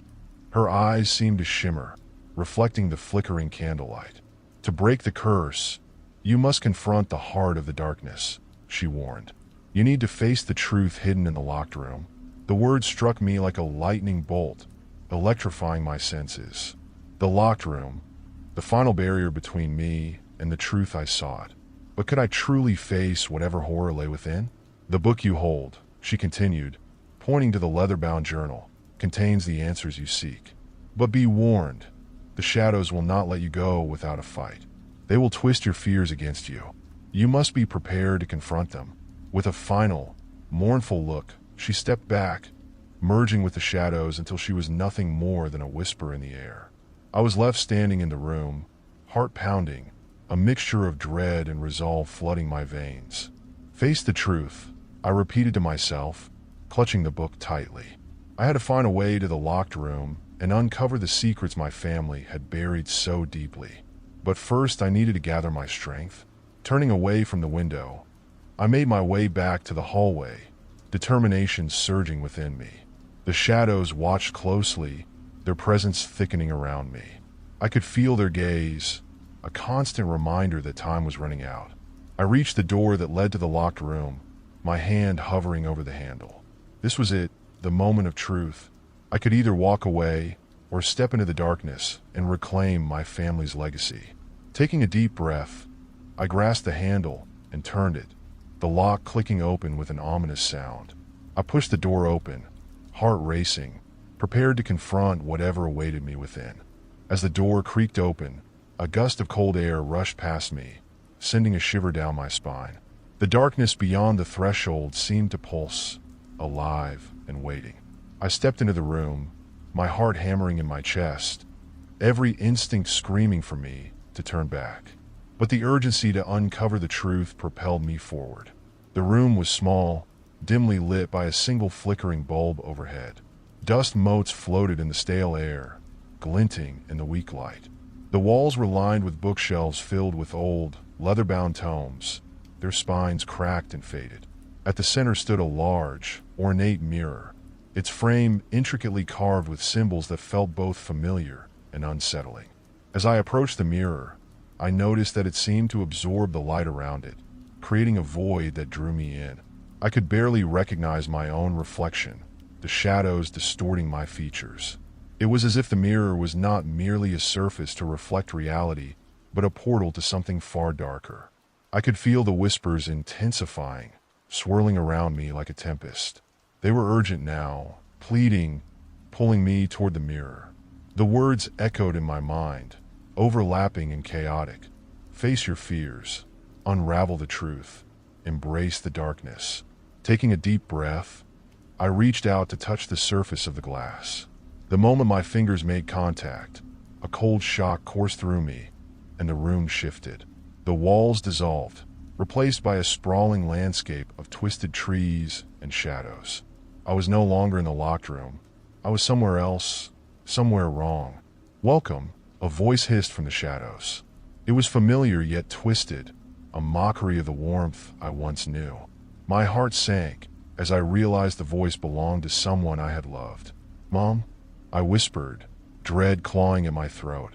From the darkness, she emerged, her features gaunt and hollow, her eyes sunken. She wore a sorrowful expression, one that sent waves of guilt crashing over me.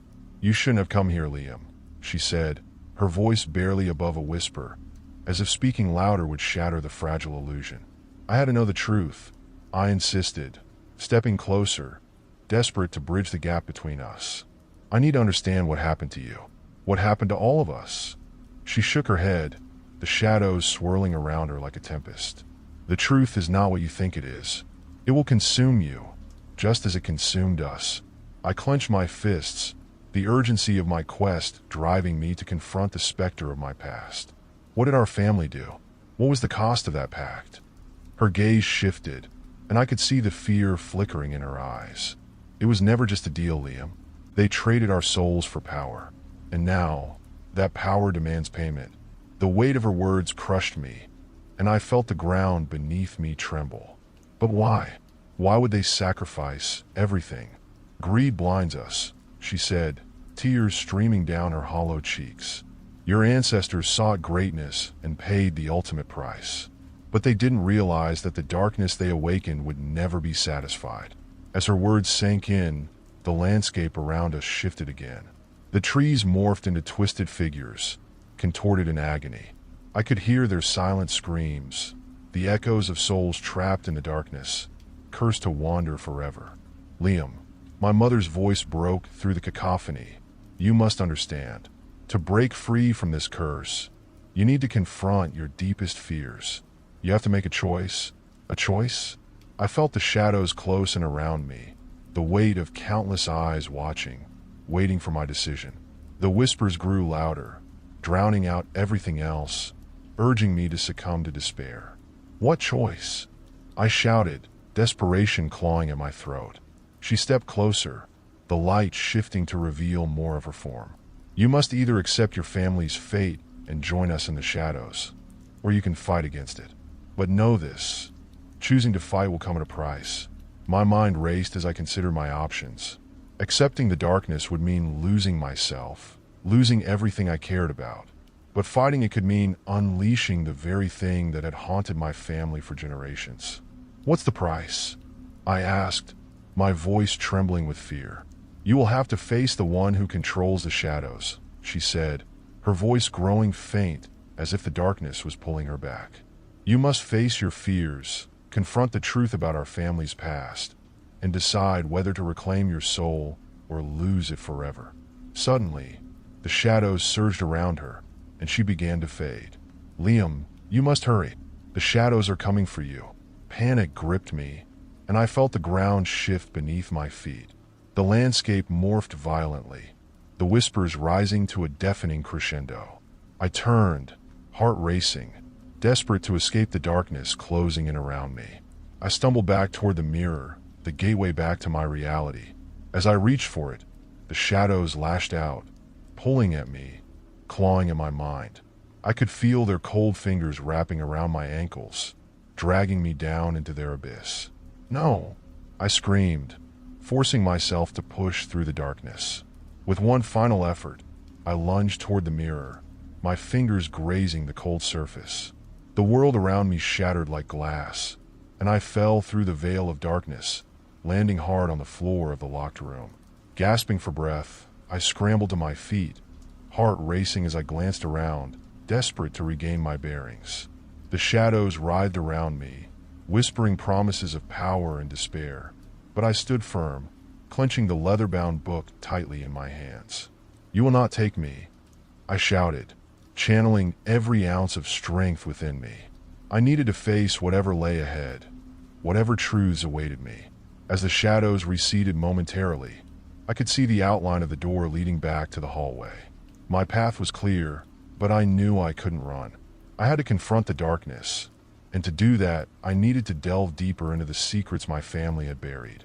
With determination coursing through me, I stepped toward the door, prepared to face whatever awaited me in the heart of the darkness. As I crossed the threshold of the locked room, a wave of cold air washed over me, as if the very walls were exhaling their long-held secrets. The hallway stretched before me, dimly lit by flickering bulbs that cast eerie shadows dancing along the walls. My heart pounded in my chest, each beat echoing the weight of the truth I was about to confront. I made my way down the corridor, my senses heightened, every creak of the floorboards sending jolts of adrenaline through my body. Each step felt deliberate, as if the house itself was aware of my presence, aware of the battle I was about to face. The shadows whispered from the corners, a constant reminder of the darkness that lurked just beyond the light. Arriving at the staircase, I hesitated for a moment, contemplating what awaited me below. The basement had always been a place of dread in our home, a labyrinth of forgotten memories and shadows. Yet now it was my only path forward. The air grew thicker with each step down, charged with anticipation and fear. At the bottom of the stairs, the basement door loomed before me, heavy and foreboding. I could hear the distant hum of voices, a symphony of whispers, intertwining and overlapping, sending a shiver down my spine. It was as if the darkness had gathered, preparing for my arrival. With a trembling hand, I pushed the door open, the hinges groaning in protest. The basement was vast, dimly lit by a single overhead bulb swinging precariously. Shadows flitted about, playing tricks on my eyes, but I steeled my resolve and stepped into the room. In the center stood a makeshift altar, adorned with various trinkets and tokens that belonged to my family. Old photographs, each capturing moments of joy that now felt tainted by the darkness surrounding them, lay scattered across the surface. A strange, pulsating energy emanated from the altar, drawing me closer, urging me to uncover the secrets that lay hidden within. I took a cautious step forward, my eyes scanning the room. In the far corner, I spotted a large, dusty chest, its surface engraved with the same intricate symbols that adorned the mirror in the locked room. It beckoned to me, a vessel of forgotten knowledge and potentially horrific truths.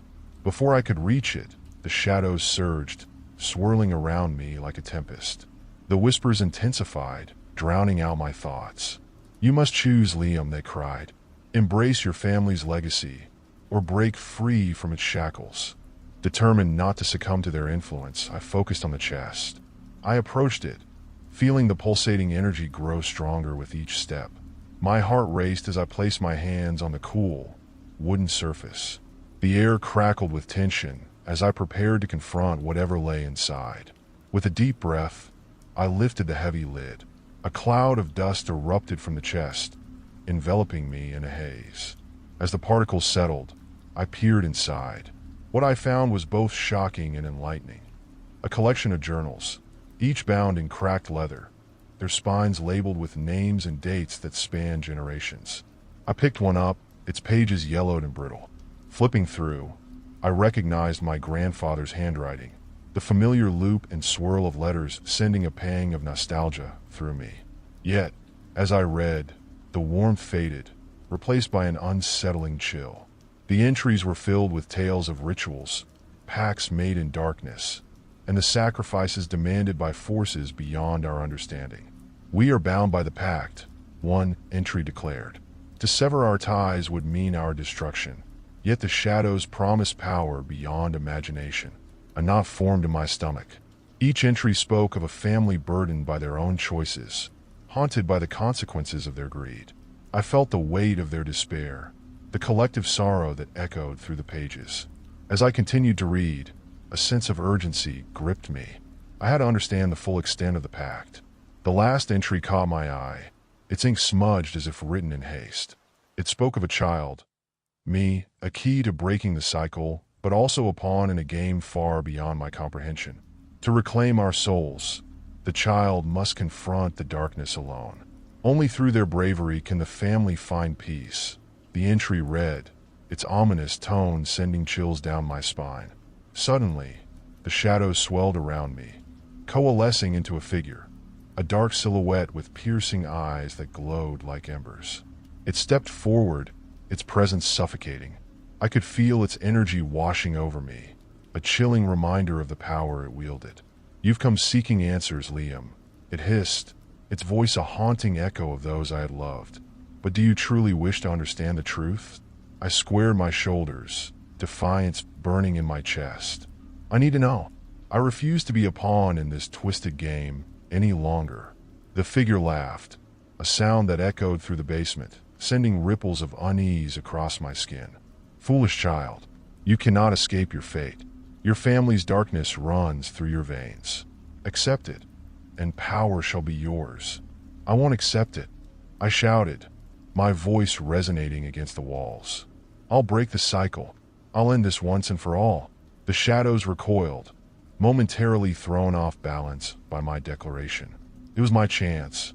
I focused on the journals, on the stories of my ancestors, and the sacrifices they made. "I know what you are," I said, my voice steady. "You thrive on fear and despair, but I won't let you control me."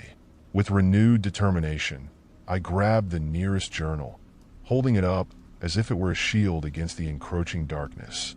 "I will expose your lies. I will reveal the truth." The figure screeched, a sound that pierced my very soul. The shadows thrashed around me, desperate to regain control. I could feel their anger swirling, threatening to engulf me.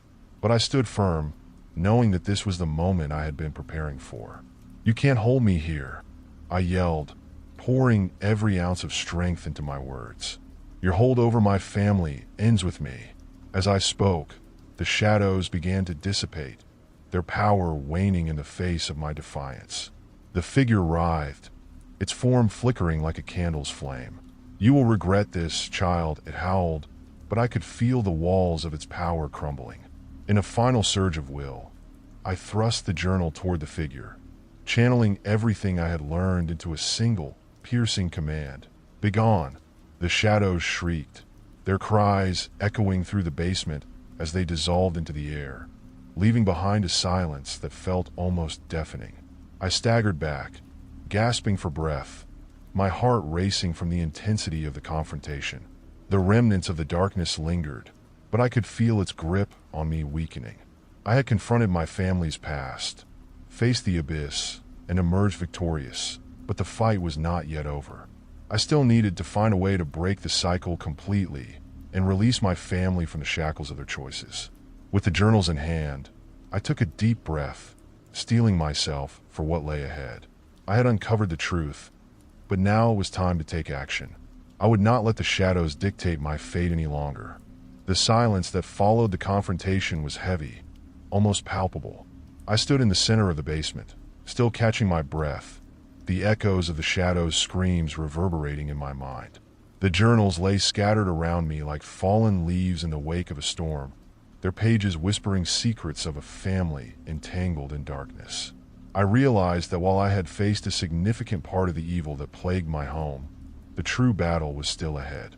The question loomed: how could I free my family from the chains of the past? With determination surging through me, I gathered the journals, cradling them against my chest as if they were precious artifacts of an ancient battle. Each one contained the stories of my ancestors, their struggles, and their choices, a tapestry woven with fear, regret, and desperation. I felt the weight of their stories pressing down on me, urging me to decipher their meaning, to learn from their mistakes. As I ascended the stairs, the dim light of the basement faded behind me, but a flicker of hope ignited within my heart. I needed to piece together the lessons embedded in those pages, the keys to breaking the cycle of despair that had haunted my family for generations. The first step was to understand the true nature of the pact that bound us to the darkness. Back in my room, I spread the journals across my desk, the faint glow of the lamp illuminating their worn covers. Each title felt like a taunt, a reminder of the horrors contained within. I selected the journal that had first drawn my attention, its spine cracked and fragile. As I opened it, the musty scent of aged paper filled the air, a testament to the years of secrets sealed within. The entries were dated decades apart, each one telling a story of desperation and fear. They spoke of whispered promises made to the shadows, deals struck in moments of weakness, and the sacrifices demanded by the unseen forces that loomed over our family. The more I read, the clearer the pattern became, a lineage of choices that led us deeper into darkness.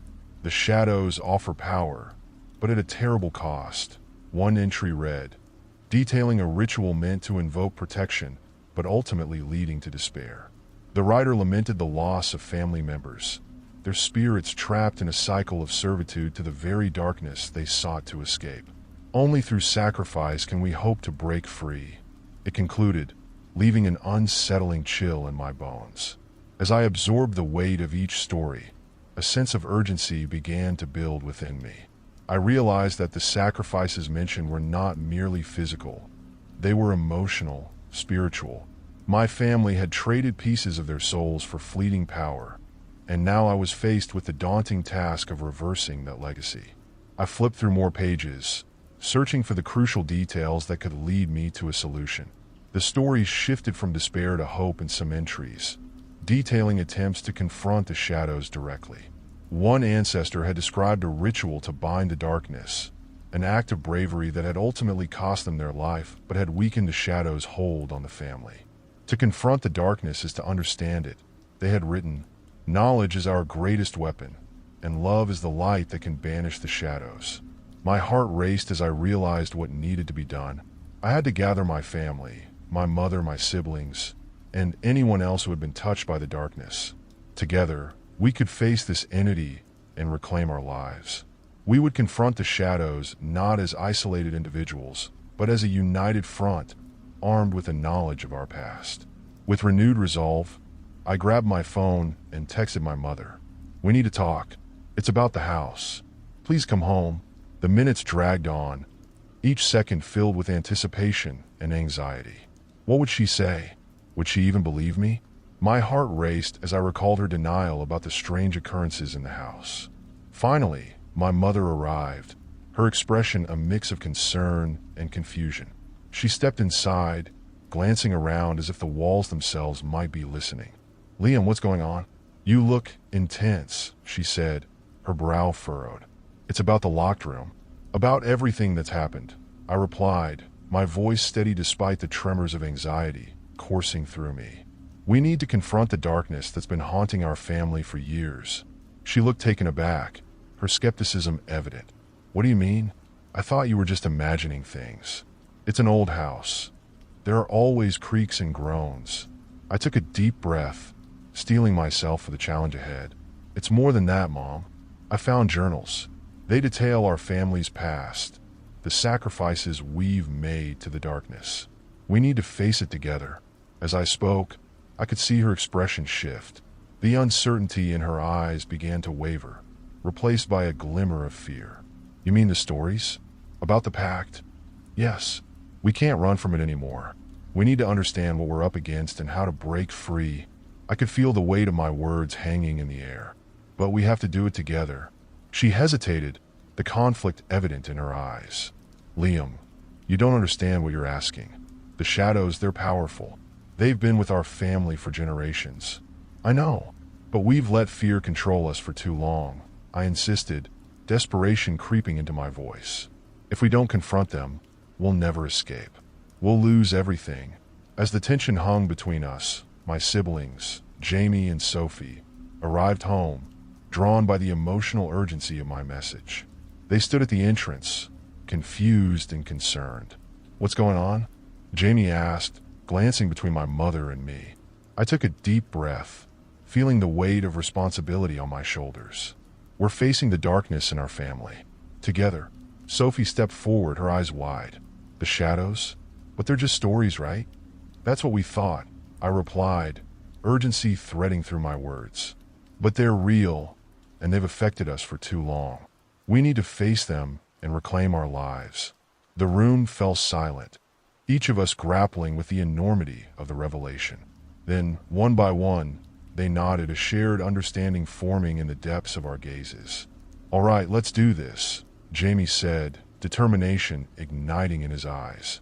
Together, Sophie echoed, her voice firm. With our family united, a sense of strength enveloped us. I could feel the connection between us growing, a light against the shadows that threatened to consume us. We gathered in the living room, forming a circle as I placed the journals in front of us.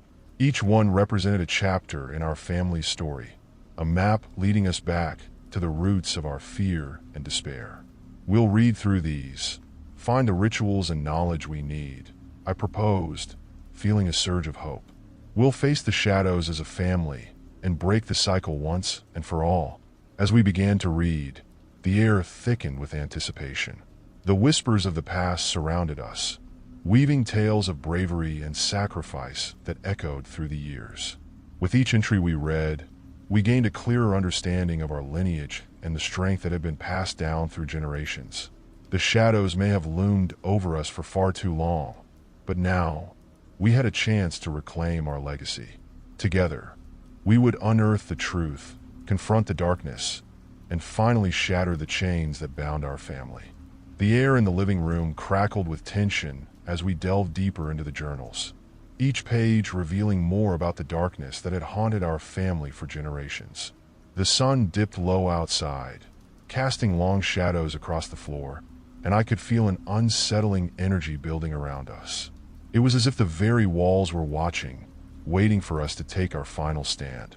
"Look at this," Jamie said, pointing to an entry that spoke of a ritual designed to confront the shadows.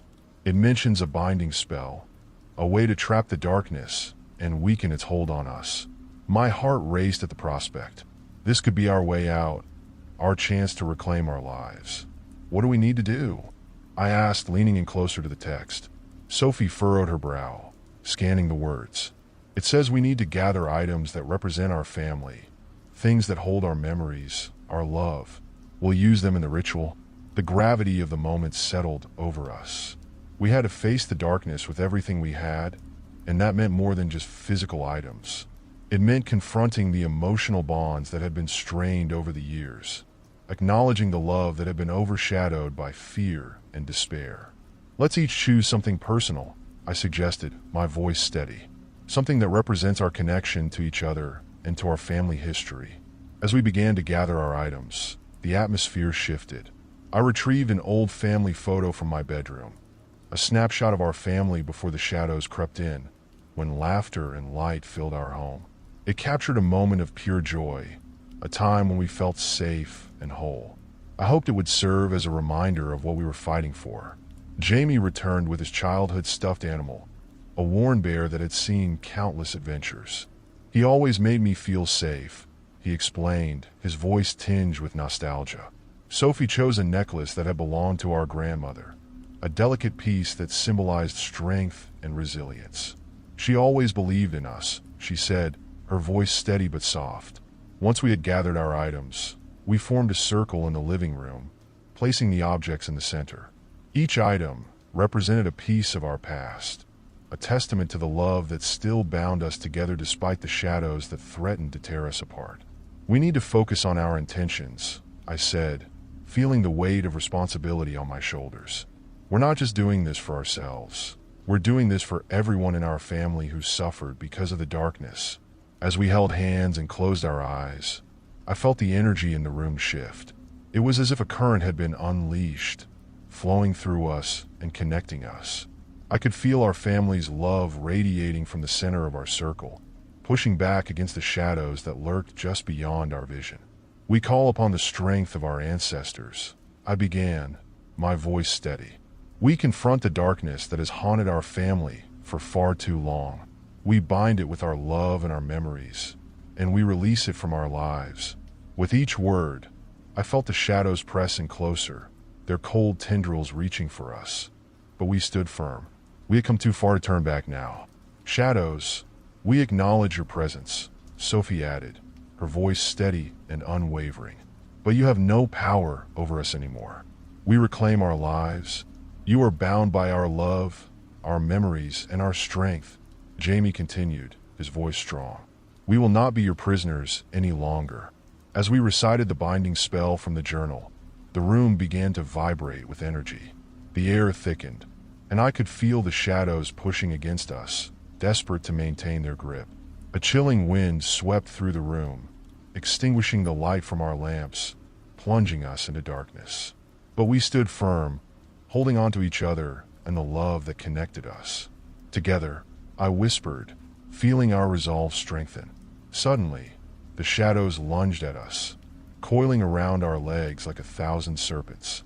I could feel their icy breath against my skin, whispering threats and taunts. But we held our ground, focusing on the warmth of our memories and the love that fueled our fight. We will not be afraid, I shouted, pouring every ounce of my strength into my voice. We are stronger than you. We are family. In that moment, the shadows began to writhe, their forms shifting as if struggling against the binding spell. The temperature dropped, and the whispers grew louder, filled with rage and desperation. But we persisted, our voices rising in unison, fueled by the bond we shared. As the energy reached a crescendo, a brilliant light erupted from the center of our circle, illuminating the darkness and pushing back against the shadows. I felt the warmth of our family's love radiating outwards, enveloping us in a protective cocoon. With one final push, we shouted the final words of the binding spell, our voices echoing through the room. The shadows let out a deafening scream, a sound filled with anguish and fury, as they began to dissipate into the light. The room trembled as the shadows clawed at the edges of our circle, but we stood firm, the power of our love and unity overwhelming them. As the last vestiges of darkness dissolved, the air grew still, and a profound silence settled over the room. I opened my eyes, heart pounding, and looked around. The light remained, illuminating our faces, reflecting the relief and triumph in our eyes. We had done it. We had confronted the darkness and emerged victorious. Is it over? Sophie asked, her voice barely above a whisper. I think so, I replied, my heart swelling with hope. We faced the shadows, and they're gone. As we embraced, the warmth of our family surrounded us, a reminder of the strength we had discovered together. The locked room, once a source of fear, now felt like a relic of the past, a symbol of our victory. But as I glanced around the room, I realized that the battle against the darkness was not just about this moment. It was about the journey we had taken as a family. We had broken the cycle, and the shadows could no longer hold sway over us. In the days that followed, our family felt different. The air was lighter, and the whispers of the past faded, replaced by laughter and love. The memories that had once haunted us transformed into stories of resilience and strength. We began to rebuild our home, focusing on the present instead of being trapped in the shadows of the past. Together, we created new memories, infusing our lives with light and love, ensuring that the darkness would never find a place in our hearts again. And as I looked back at the old locked room, now just a door leading to an empty space, I felt a sense of closure. It was a reminder of what we had overcome, a testament to the power of family and the resilience of love. The shadows may have left, but their presence would always serve as a reminder that even in the darkest of times, light could prevail. If you like the story, don't forget to subscribe and like the video. Let's begin the next story. It was supposed to be just another ordinary night in my quiet suburban neighborhood. The stars twinkled faintly in the sky, and a soft breeze whispered through the trees outside my window. I had just settled in a bed, my mind still buzzing from a long day at work, ready to lose myself in the world of dreams. As I lay there, I took a moment to reflect on the events of the day. My boss had piled on extra work, and my friends had canceled plans at the last minute.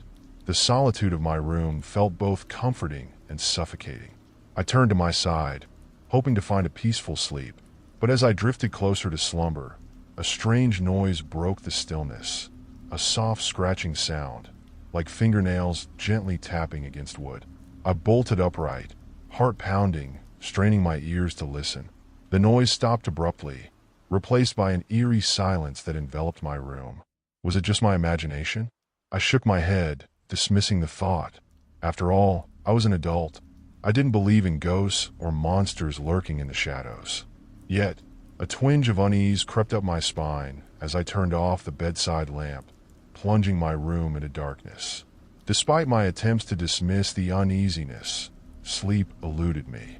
I stared at the ceiling, listening to the faint sounds of the night, distant traffic, the rustle of leaves, and the occasional chirp of a cricket. Just as I began to relax, I heard it again. This time it was louder, more insistent. I swung my legs over the side of the bed and placed my feet on the cold floor. The scratching sound had come from the other side of my room, near the closet.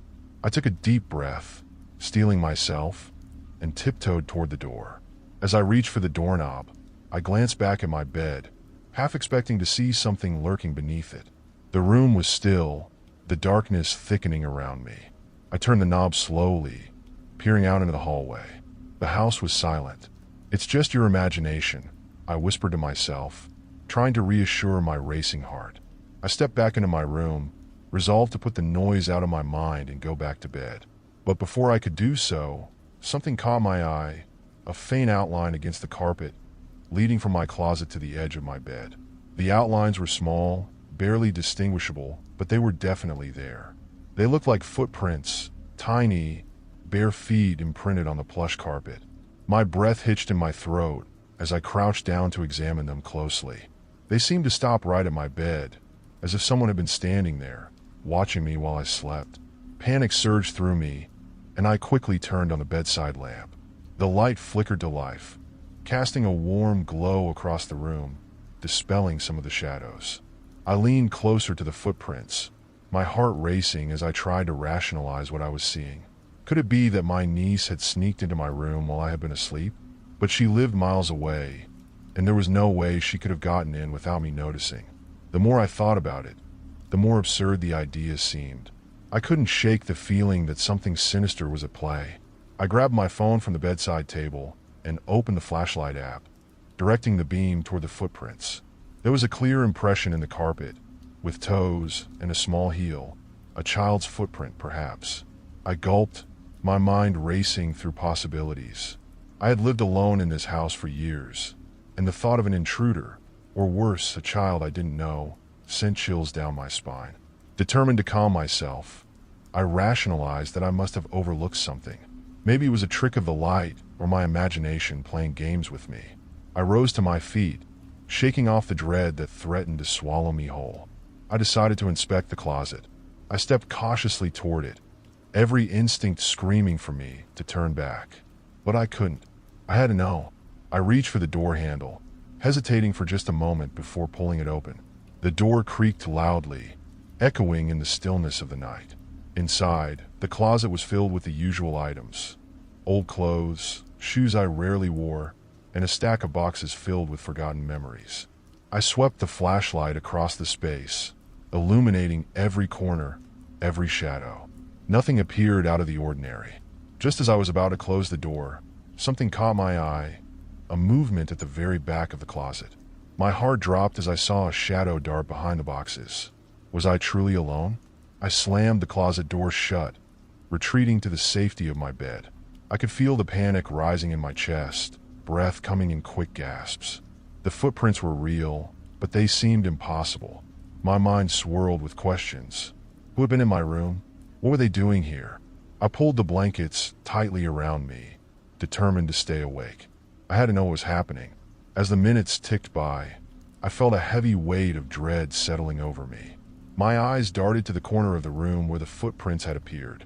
The tension in the air was palpable, and I felt a sense of foreboding that made my skin crawl. Just when I thought I might be able to convince myself to sleep, the scratching sound returned.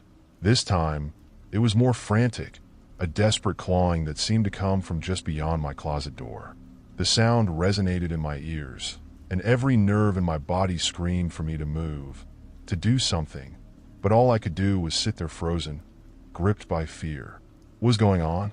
I needed to know. I had to confront whatever or whoever was in my house. But as I glanced at the footprints once more, the chill of realization washed over me. I wasn't alone, and I had no idea who or what was hiding in the darkness.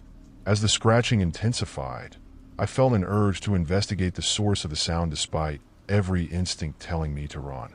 With a trembling hand, I reached for the flashlight, its beam cutting through the oppressive darkness like a knife.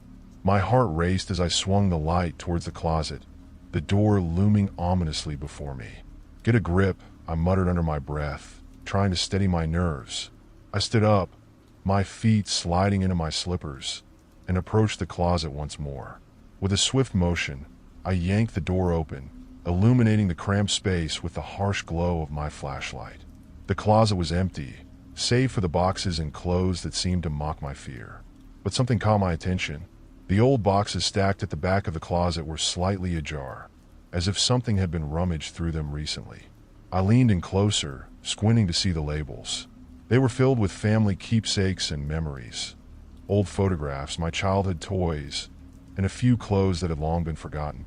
Yet there was a strange sense of disarray, as if someone had gone through them, picking and choosing what to disturb. My pulse quickened. Was someone searching for something? Or was it merely a coincidence? The uncertainty clawed at my insides, urging me to dig deeper. I decided to pull one of the boxes out, cautiously setting it down in the middle of my room. The faint scent of must and age wafted up from the box, mingling with the cold air that seemed to envelop the room. I opened the box, revealing a jumble of photographs and trinkets from my childhood. There was a picture of my family at the beach, everyone smiling under the sun, and another of my birthday party where I was grinning from ear to ear, surrounded by friends. But as I dug deeper, I found an envelope, yellowed with age and sealed tightly. Curiosity piqued. I carefully pried it open. Inside was a letter, the handwriting elegant yet erratic. The words blurred together as I read through the lines, recounting a time I barely remembered.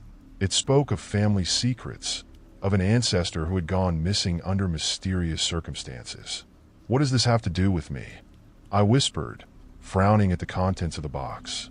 I couldn't shake the feeling that this discovery was somehow connected to the strange occurrences in my home. I placed the letter aside, pushing it out of my mind for the moment. Just as I was about to close the box, I noticed something tucked beneath the photographs. My hand grazed against what felt like a small, hard object. I pulled it out, revealing a tarnished locket. It was cold to the touch, intricately designed with swirling patterns etched into the surface. I opened it slowly, revealing two faded photographs inside, one of a woman with striking features, and the other of a little girl who resembled me in some way.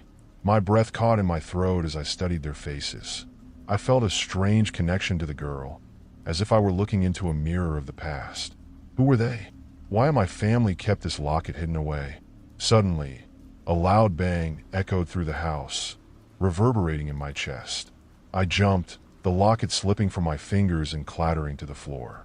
My heart raced as I spun around, the flashlight beam shaking wildly in my grip. "Hello," I called out, my voice trembling. The only response was silence, thick and oppressive, pressing down on me. I tried to convince myself it was just the house settling, but the sense of dread was overwhelming. I moved cautiously toward the door, keeping the flashlight directed at the hallway. The shadows danced eerily along the walls, and I could feel the air growing colder as I stepped into the dark. I headed toward the source of the sound, my heart thundering in my ears. As I approached the living room, I found a chilling sight. The front window was slightly ajar, swaying gently with the night breeze. Had I left it open? I didn't recall doing so. The curtains fluttered ominously, and I hesitated at the threshold, wondering if I should retreat back to the safety of my room. The house felt alive, each creak and groan amplifying the unease that settled in my stomach. I stepped inside, my eyes darting around the dimly lit room. The television was off, the silence deafening. My gaze fell to the floor where a few scattered items caught the light from the window. A toy soldier from my childhood, an old set of keys, and, unsettlingly, a small, muddy footprint leading towards the hallway. I gasped, my mind racing back to the footprints I had found leading to my bed. Was I truly being watched? The implications of that thought paralyzed me. I crouched down, studying the print closely. It was unmistakably small, just like the footprints from my room. Without thinking, I reached for my phone and snapped a picture of the print, feeling the weight of uncertainty pressing down on me. I needed proof of what was happening, something concrete to hold on to as I spiraled deeper into this nightmare. But as I stood up, preparing to head back to my room, I heard a soft giggle echo through the hallway. It was childlike and innocent, but in the context of the fear clawing at my throat, it felt utterly sinister. "Is someone there?" I called out, my voice shaking. The giggle echoed once more, followed by a whisper that sent chills down my spine. "Come play with me." My heart raced as I glanced toward the hallway, the shadows seeming to deepen and stretch. I took a cautious step forward, my flashlight flickering erratically. Was I losing my mind? The sound seemed to come from the bathroom at the end of the hallway. I steadied my breath, convinced that I had to confront whatever was happening. I stepped toward the hallway, the air growing colder around me, heavy with the weight of my fears. Each step felt like an eternity as I approached the bathroom door, the giggling echoing louder in my ears. As I reached for the doorknob, I hesitated, recalling the unease from earlier. But the whispers continued, calling to me in a way that was almost enchanting. I pushed the door open slowly, the hinges creaking ominously as I entered. The bathroom was dimly lit, shadows lurking in every corner. The mirror on the wall reflected a flickering light from the hallway, casting an eerie glow over the room. But it was the sight in the bathtub that made my blood run cold. A doll lying face down, its porcelain skin cracked and dirty, a chilling smile painted on its lips. I stepped closer, my heart racing as I reached out to pick it up. As I did, the giggle rang out again, louder this time, and I stumbled back in fright. "Who are you?" I shouted, my voice echoing in the stillness. But there was no response, just silence. The doll's smile seemed to mock me, and I felt a wave of nausea wash over me. I needed to get out of this house, to escape whatever presence was haunting me. I turned on my heel, ready to flee, but as I stepped out of the bathroom, I froze. The hallway was dark, and the footprints had vanished, leaving nothing but emptiness in their wake. Panic surged through me as I stood in the dim hallway, my heart pounding in my chest. The absence of the footprints felt like a taunt, as if whatever had been watching me was now toying with my mind. I glanced back at the bathroom, the doll's eerie smile lingering in my thoughts like a haunting melody. What was happening to me? Was I truly losing my grip on reality? I took a deep breath, trying to calm my racing thoughts. I needed to focus and figure out what was going on. My mind flickered back to the letter and the locket I had discovered earlier. They felt connected to the strange occurrences in my home. Was it possible that the answers lay within those family secrets? Gripping the flashlight tightly, I moved cautiously back to my room. I had to investigate further, to uncover the truth hidden within my family's past. I felt a compulsion to delve into the boxes and old keepsakes once more, hoping they would provide some clarity amidst the chaos. As I stepped into my room, I found the locket on the floor, glinting in the flashlight's beam. I picked it up, running my fingers over its intricate design.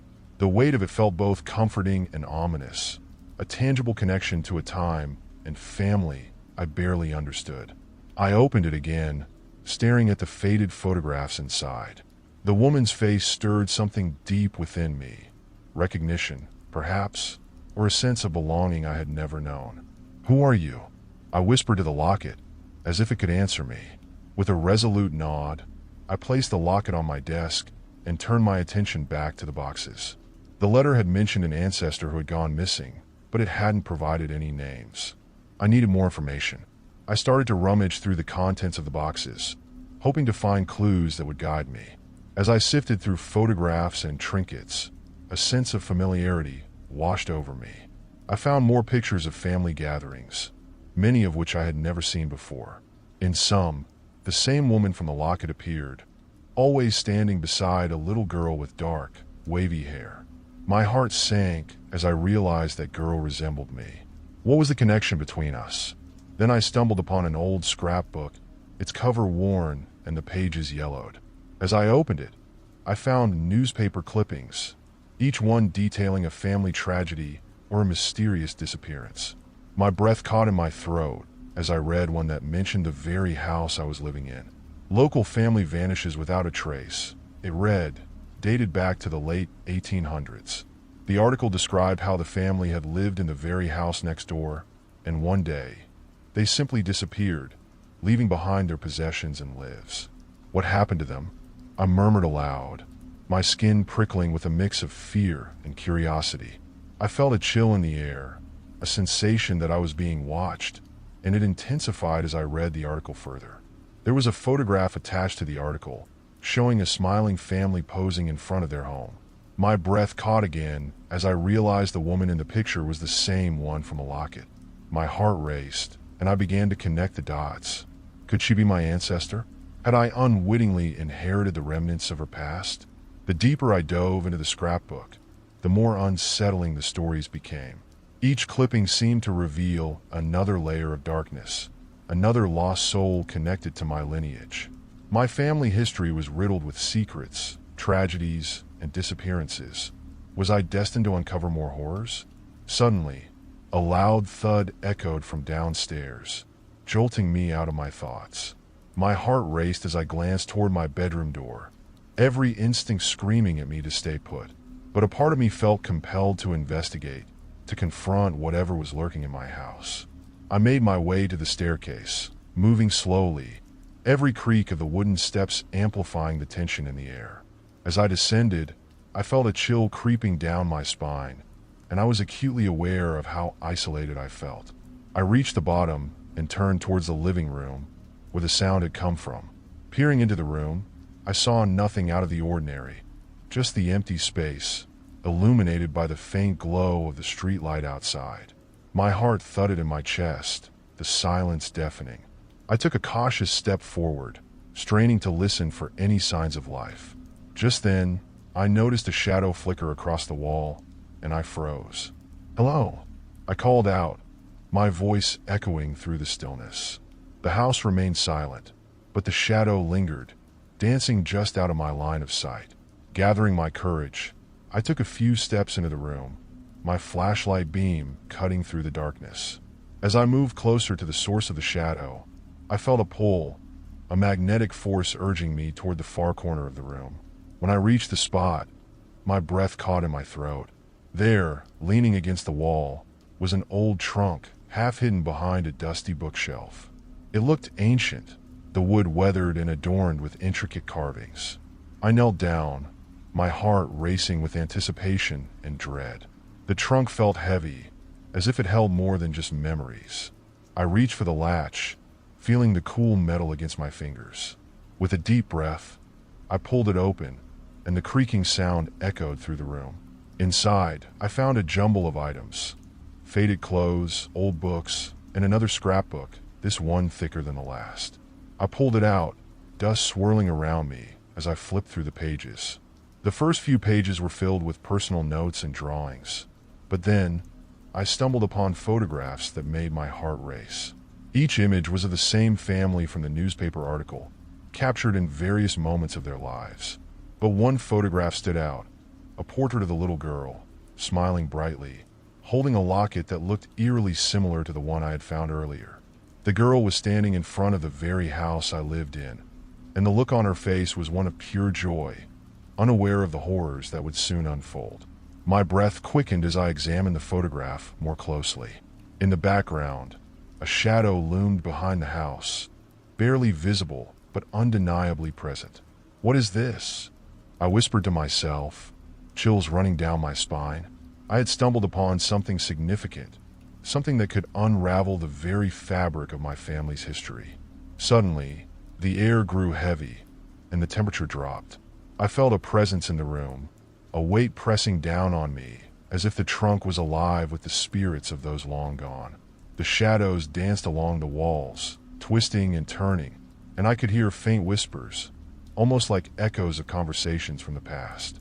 The whispers grew louder, words I couldn't quite understand blending into a chaotic murmur.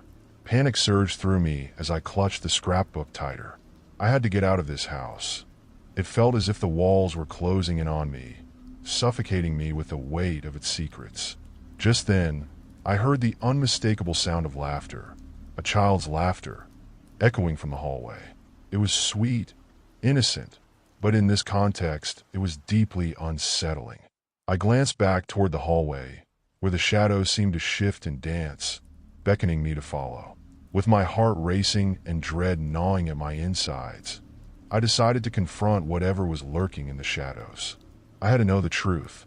Taking a deep breath, I steeled myself for what lay ahead. As I stepped out of the living room and into the dimly lit hallway, the laughter echoed again, clearer this time, and it sent chills down my spine. The sound was unnervingly joyful, and yet it felt entirely out of place in the darkened corridors of my house. Every instinct told me to turn back, to escape the oppressive atmosphere that enveloped me, but an overpowering curiosity compelled me forward. I had to understand what was happening. With my flashlight beam cutting through the darkness, I moved cautiously, my heart thudding like a drum in my chest. The laughter grew fainter as I approached the end of the hallway, but it lingered, an alluring promise that something awaited me just around the corner. I reached the top of the staircase leading down to the basement, a dark, gaping maw that seemed to swallow the light. The door at the bottom of the stairs creaked ominously as I descended. Each step felt heavier than the last, the air thick with anticipation. The smell of dampness and dust clung to the walls, suffocating and ancient. At the bottom, I hesitated, feeling a cold draft brushing past me, as if urging me to turn back. But my mind raced with questions. Why did the laughter echo in this forsaken place? Was it the spirit of the little girl in the photograph? Did she want me to uncover the secrets of the house? The door at the end of the corridor stood ajar, a sliver of darkness beckoning me closer. I stepped cautiously into the room beyond, my flashlight illuminating a dusty, neglected space. Old furniture lay draped in white sheets, as if preserving their memories, and a thick layer of dust coated everything like a shroud. The air was heavy with the scent of mildew, and the shadows loomed larger, as if they had come alive in the absence of light. As I stepped further in, I noticed a small, ornate mirror hanging crookedly on the wall. The frame was intricately carved, depicting scenes that resembled the family from the scrapbook, Joyful Moments, but now twisted into something darker by the passage of time. I approached the mirror, feeling a pull toward its surface. But just as I reached out, the air around me seemed to shift. The laughter erupted again, louder this time, echoing from all corners of the room. My heart raced, and I instinctively stepped back, my breath hitching in my throat. "Who's there?" I called out, my voice wavering. The laughter stopped abruptly, replaced by an unsettling silence that made the hairs on my arms stand on end. It was as if the house itself had drawn breath, holding on to something it feared I might uncover. Suddenly, without warning, the sheets covering the furniture began to flutter, as if caught in an unseen breeze. I stepped back, adrenaline flooding my veins. The fluttering escalated into a chaotic whirlwind, swirling around me as the temperature plummeted. I turned to leave, but the door slammed shut behind me with a resounding bang. Panic surged as I tried to push against it, but it wouldn't budge. I was trapped in the room with the haunting laughter and the sheets that danced like phantoms. The mirror caught my eye again, its surface shimmering with an otherworldly glow. I felt drawn to it, as if it were a portal to another time and place. I approached cautiously, heart pounding in my chest. Just as I reached for it, the laughter erupted again, louder and more frantic, echoing in my ears like a banshee's wail. "Enough!" I shouted, my voice cutting through the noise. In an instant, the room fell silent. I felt a strange shift, a tension that cracked like electricity in the air. The sheets stopped fluttering, and the mirror's surface smoothed out, reflecting my pale face back at me. As I stood there, I noticed something peculiar. In the reflection, I saw not just myself, but a flicker of movement behind me, a shadow darting across the room, just beyond my line of sight.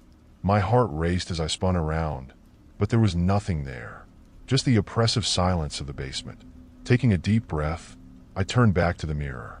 I focused on my reflection, willing myself to confront whatever was lurking within the shadows. "Show yourself," I commanded, the words escaping my lips before I could stop them. To my astonishment, the surface of the mirror rippled, like water disturbed by a stone. Images flashed before me, moments from the past, laughter shared, faces I didn't recognize. Then, the scene shifted, and I saw the little girl from the photographs, her face contorted in fear. Behind her loomed a dark figure, shrouded in shadows, reaching out as if to grasp her. My breath hitched in my throat, and I stumbled back, the urgency of the moment gripping me. What was this? Who was the figure in the shadows? The mirror had shown me something significant, a glimpse into a past filled with terror. I had to get out of here, to uncover the truth behind this haunting. I turned back to the door, determination fueling my resolve. "Let me out," I shouted, pounding on the wood with my fists. The air crackled with energy, and I felt the vibrations of the house responding to my call. To my shock, the door suddenly swung open, as if compelled by my desperate plea. I stumbled into the hallway, heart racing as I stepped back into the dim light. The laughter had faded, replaced by a heavy silence that settled over the house like a shroud. But I knew now that I was not alone. The presence that lingered in the shadows was watching me, waiting for me to uncover the truth. I had faced my first obstacle, but the journey was far from over. The mysteries of my family's past were entwined with the house, and I could feel the darkness closing in around me. Determined to uncover the chilling truth, I made my way back to the living room. I needed to regroup and find a way to dig deeper into the history that surrounded me. The trunk lay open, the scrapbook waiting to reveal more of its secrets. I could no longer deny it. The past was haunting me, and I was determined to confront whatever awaited me. After my harrowing encounter in the basement, I retreated to the living room, my mind racing with the haunting images from the mirror. The laughter echoed in my ears, an unsettling reminder of the presence that lurked just out of sight. I needed to piece together the fragments of this mystery before it consumed me entirely. I sat on the edge of the couch, my flashlight illuminating the trunk I had discovered earlier. Its wooden surface was rough and unyielding, but I could sense that it held the key to understanding the darkness enveloping my family. I opened the lid and rifled through the contents, pulling out the scrapbook that had initially drawn my attention. Flipping through the pages, I began to notice a pattern. The photographs were not merely snapshots of a happy family. They told a story, a narrative that twisted and turned in unexpected ways. Each picture seemed to hide a secret, a glimpse into lives filled with laughter, but also shadows lurking just beyond the frame. In one photograph, my parents stood proudly with a little girl, the same girl from the mirror. But there was something off about her. I squinted at the picture, trying to remember if I had ever met her. The girl had an unsettling smile, one that didn't quite reach her eyes. My heart raced as I turned to the next page, revealing a series of photographs that depicted the house through the years. There it was, the abandoned room I had just encountered, captured in its original state. The furniture was different, more elegant, with bright colors that seemed to contrast sharply with the dust and decay I had seen earlier. But what struck me the most was the shadowy figure standing in the corner of the room, almost hidden by the drapes. It was the same figure I had glimpsed in the mirror, a darkness that seemed to swallow the light around it. As I studied the photographs, a sense of foreboding washed over me. I flipped to a page near the end, and my heart sank. A small note was taped inside the cover, its yellowed edges curling with age.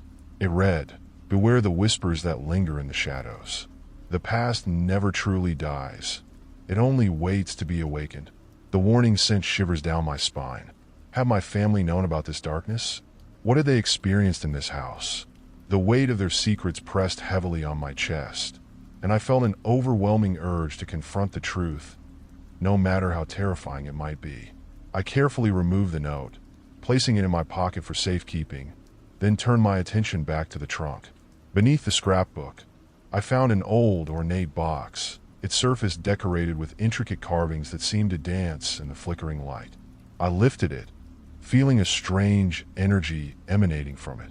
With trembling hands, I opened the box, revealing a collection of small trinkets, a faded locket, a broken pocket watch, and a yellowing letter.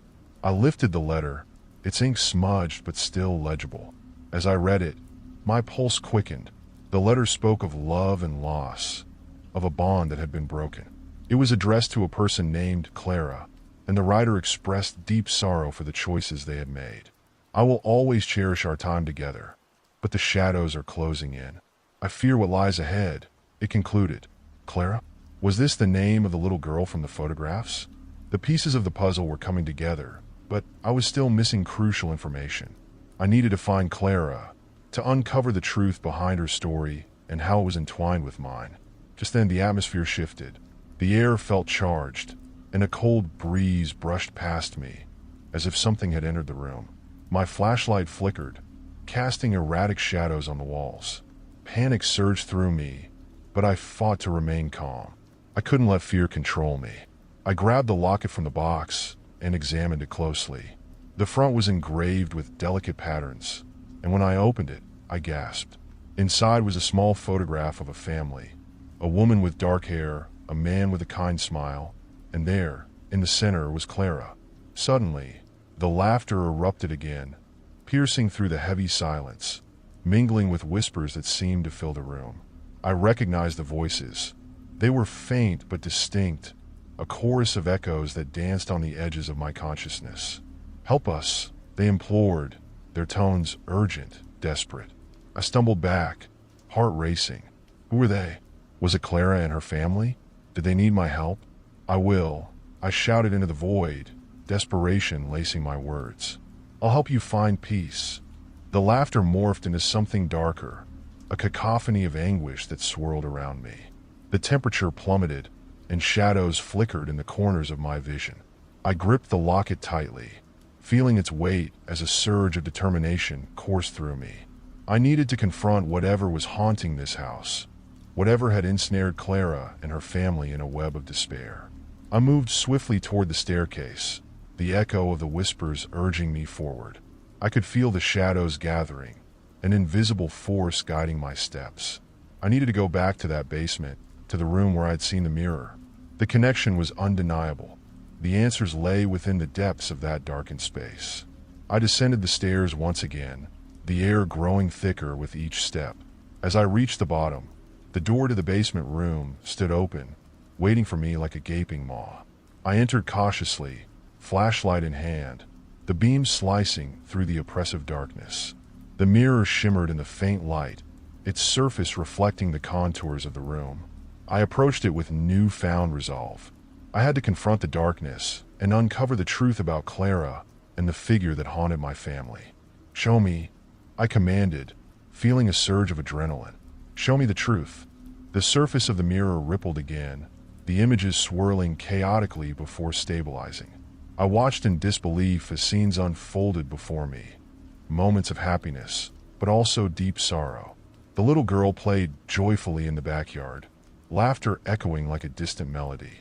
But then the scene shifted, and I saw her family gathered in the living room, their expressions strained, fear etched on their faces. The dark figure loomed behind them, an ominous shadow that threatened to consume them. Just as I began to process the images, the laughter morphed into screams, piercing the stillness like a knife. I recoiled, feeling a rush of fear and sorrow. Clara was trapped in this cycle of despair, and I was the only one who could help her. "Please tell me what to do," I begged, tears forming in my eyes. "I will help you." The mirror began to glow, illuminating the room with a haunting light. The figure stepped forward, clearer now, a face emerging from the shadows. It was a woman, her features twisted in anguish.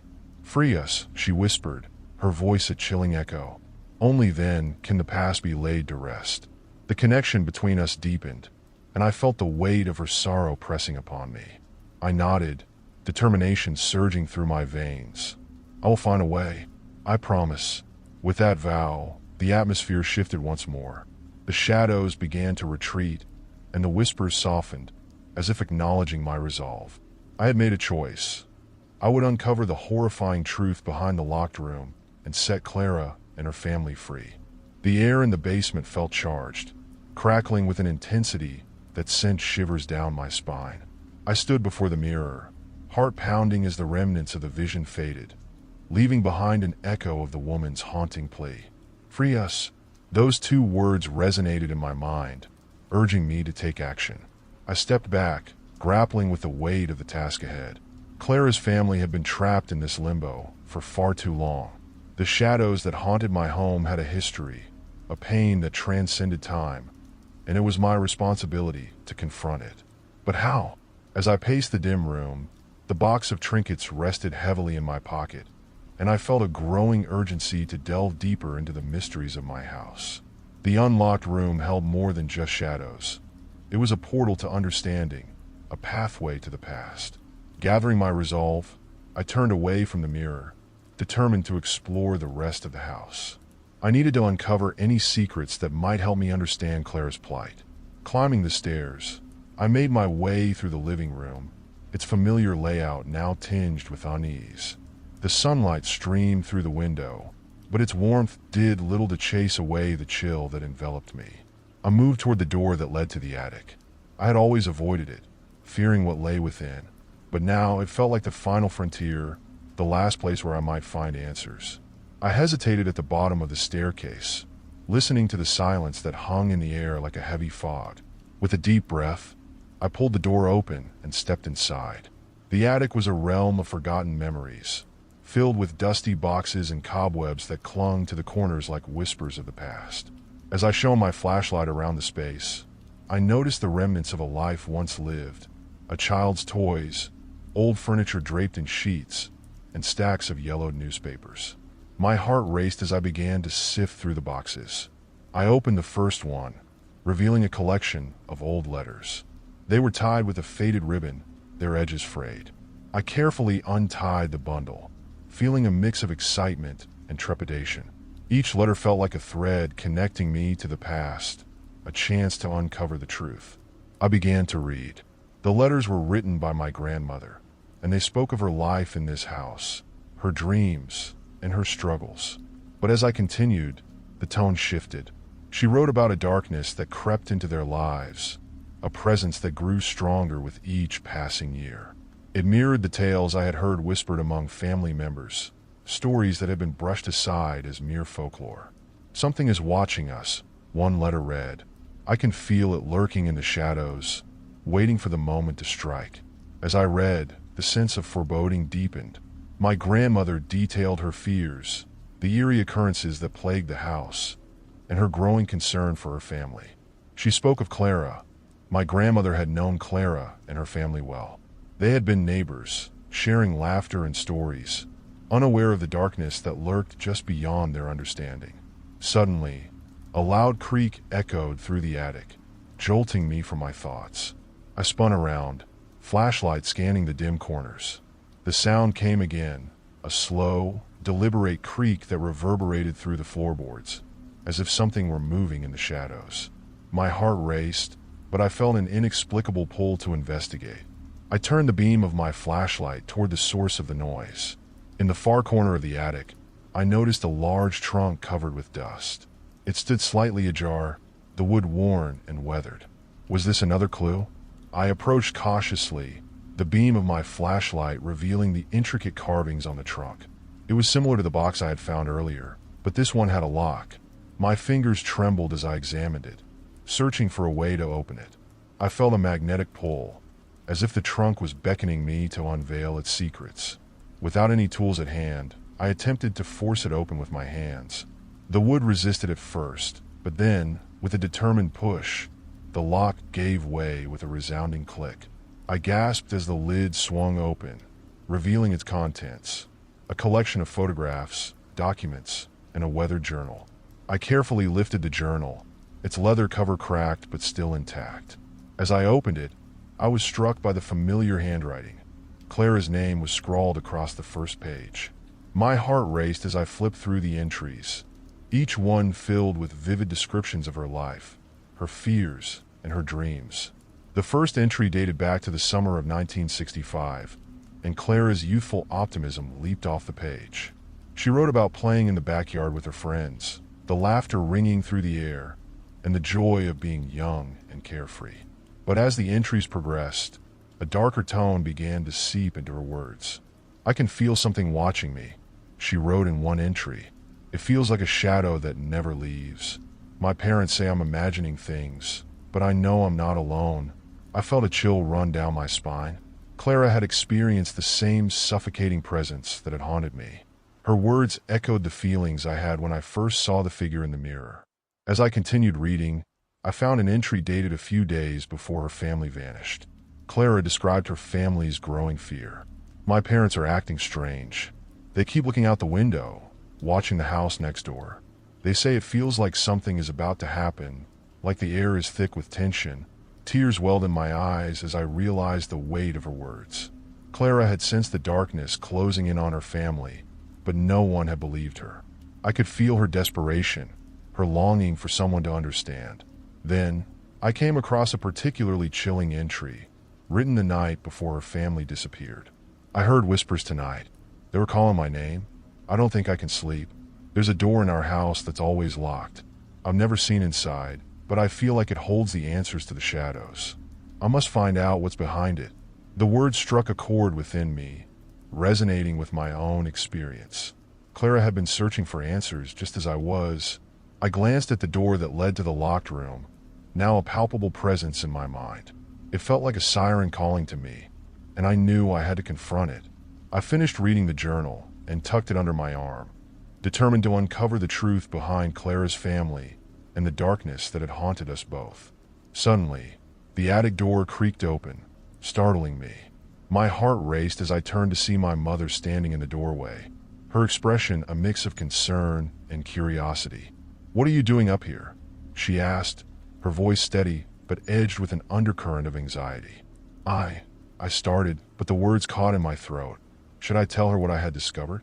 Would she understand, or would it only add to her worry? I found some old letters in Clara's journal. I said carefully, weighing my words. "I think there's something we need to know about what happened here." My mother's face paled, and for a moment, I saw a flicker of recognition in her eyes. "Clara," she whispered, as if the name alone was enough to unlock a flood of memories. I stepped closer, feeling the urgency of the moment. "We need to talk about her. There's so much we don't know, and I think it's tied to the locked room in our house." Her expression hardened, and I could see the internal battle waging within her. "Some things are better left in the past, dear," she replied softly, but I could sense the fear hidden beneath her words.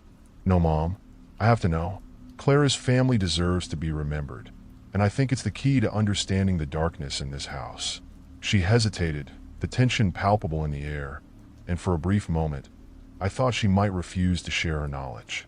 But then, with a sigh, she stepped into the attic, closing the door behind her. "All right," she said, her voice trembling slightly, "but we need to be careful.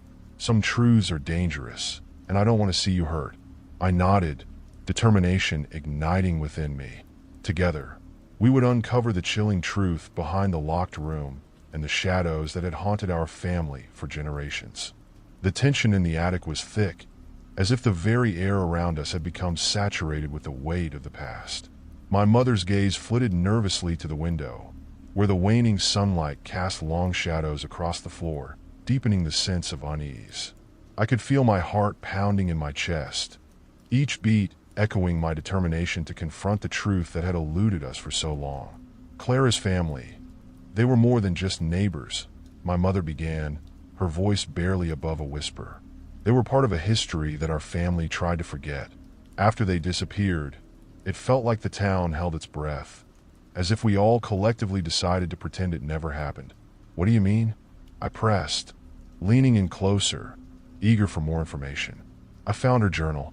She wrote about strange happenings in our house, about a locked room. "It has to mean something." My mother's expression turned pensive, as if she were wrestling with memories she had buried deep. There were rumors, whispers of things seen and heard, but no one dared to talk about them openly. I was just a girl then, but I remember the fear that gripped everyone after Clara's family vanished. It was as if they had been erased from existence. The idea sent a chill down my spine. Erased. The word resonated, evoking thoughts of the shadows that had lingered in my home, as if they were fragments of Clara's lost world, desperate to be acknowledged. But why? Why would anyone want to erase them? Because what happened was too painful to bear. Clara and her family, they were involved in something that went beyond our understanding. It was as if they stumbled into a world that was never meant for them. Her eyes grew distant, and I could see the conflict waging within her, her desire to protect me battling against the need to share the truth. "What do you mean by a world not meant for them?" I asked, my curiosity peaking as the shadows seemed to shift in response to our conversation. Clara wrote about her family hearing whispers coming from that locked room. They believed something was trapped inside, something they needed to free. They thought it was a child's spirit that had been wronged, something dark and twisted that called to them. I don't know how much of it was real and how much was imagination, but the stories circulated in our community. As her words sunk in, a sense of foreboding enveloped me. Clara had been searching for a way to free something, and now, standing in this attic, I felt the shadows closing in around me, as if they were eager to share their secrets. "Do you think Clara and her family might have been victims?" I asked cautiously. Could they have stumbled upon something they shouldn't have? My mother nodded slowly, her brow furrowing in thought. Many believe they had awakened something that had been better left undisturbed. The locked room. It was rumored to be a portal to something else, a place where darkness could seep through if given the chance. A sense of dread washed over me, mingling with the need to uncover the truth. "We have to find out what's behind that door," I insisted. "Clara deserves to be remembered, and we need to understand what happened to her family." My mother hesitated, her gaze flickering back to the attic door.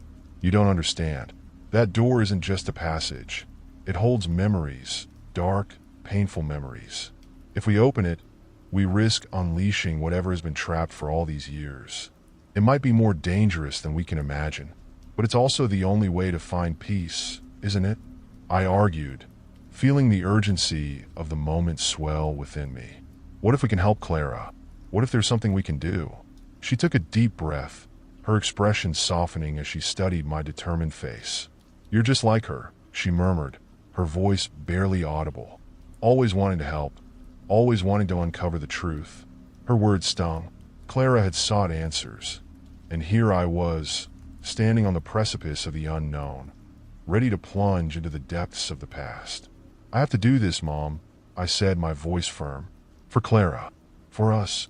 My mother's shoulders sagged in defeat, and she nodded slowly, her eyes reflecting a mixture of fear and resolve. "All right, but promise me you'll be careful. We don't know what we're dealing with." I promised, and together, we descended the attic stairs, determination driving our steps toward the locked room that had haunted our family for generations. Each creak of the floorboards felt like a countdown to a moment of reckoning. As we approached the door, I felt a thrill of anticipation and fear. It loomed before us, an imposing barrier that stood between the past and the present. The handle felt cold to the touch, a stark contrast to the warmth of the house. My heart raced as I glanced at my mother, who stood beside me, her eyes wide with apprehension. "Are you ready?" I asked, my voice a mere whisper, the weight of our shared history pressing down on us. "I've been ready for years," she replied, her voice steady despite the fear flickering in her eyes. With a deep breath, I turned the handle and pushed the door open. The hinges creaked in protest, revealing a room shrouded in darkness. It felt as though the air inside had thickened, heavy with the memories that had been trapped within its walls. Dust motes danced in the faint light spilling from the hallway, and I squinted into the shadows, trying to make sense of what lay beyond. As we stepped inside, the door clicked shut behind us, sealing us in. My heart raced as I scanned the room, taking in its eerie stillness. It was small, with bare walls, and a single window covered by thick, tattered curtains. A large trunk sat in the corner, much like the one I had found in the attic, and I felt a magnetic pull toward it. "Be careful," my mother cautioned, her voice tinged with worry. I approached the trunk slowly, every instinct screaming at me to turn back. The air felt electric, charged with an energy that pulsed beneath my skin. I hesitated for a moment, but the desire to uncover the truth outweighed my fear. I knelt beside the trunk, running my fingers over its weathered surface. It felt warm, as if it were alive with secrets yearning to be revealed. As I unlatched the clasps, a wave of anticipation washed over me. I hesitated for a moment, glancing back at my mother. "Are you sure you want to do this?" she asked, concern etched on her face. "Yes," I replied, determination hardening my resolve. "I have to know." With that, I lifted the lid, and the contents within spilled forth like the memories of a long-forgotten dream. Inside were old photographs, faded and yellowed with age. I picked up one, my breath catching in my throat as I recognized Clara's face. She was smiling, her eyes bright with life. But the photograph next to it was different. A picture of Clara standing beside a shadowy figure that seemed to loom behind her, its form indistinct and dark.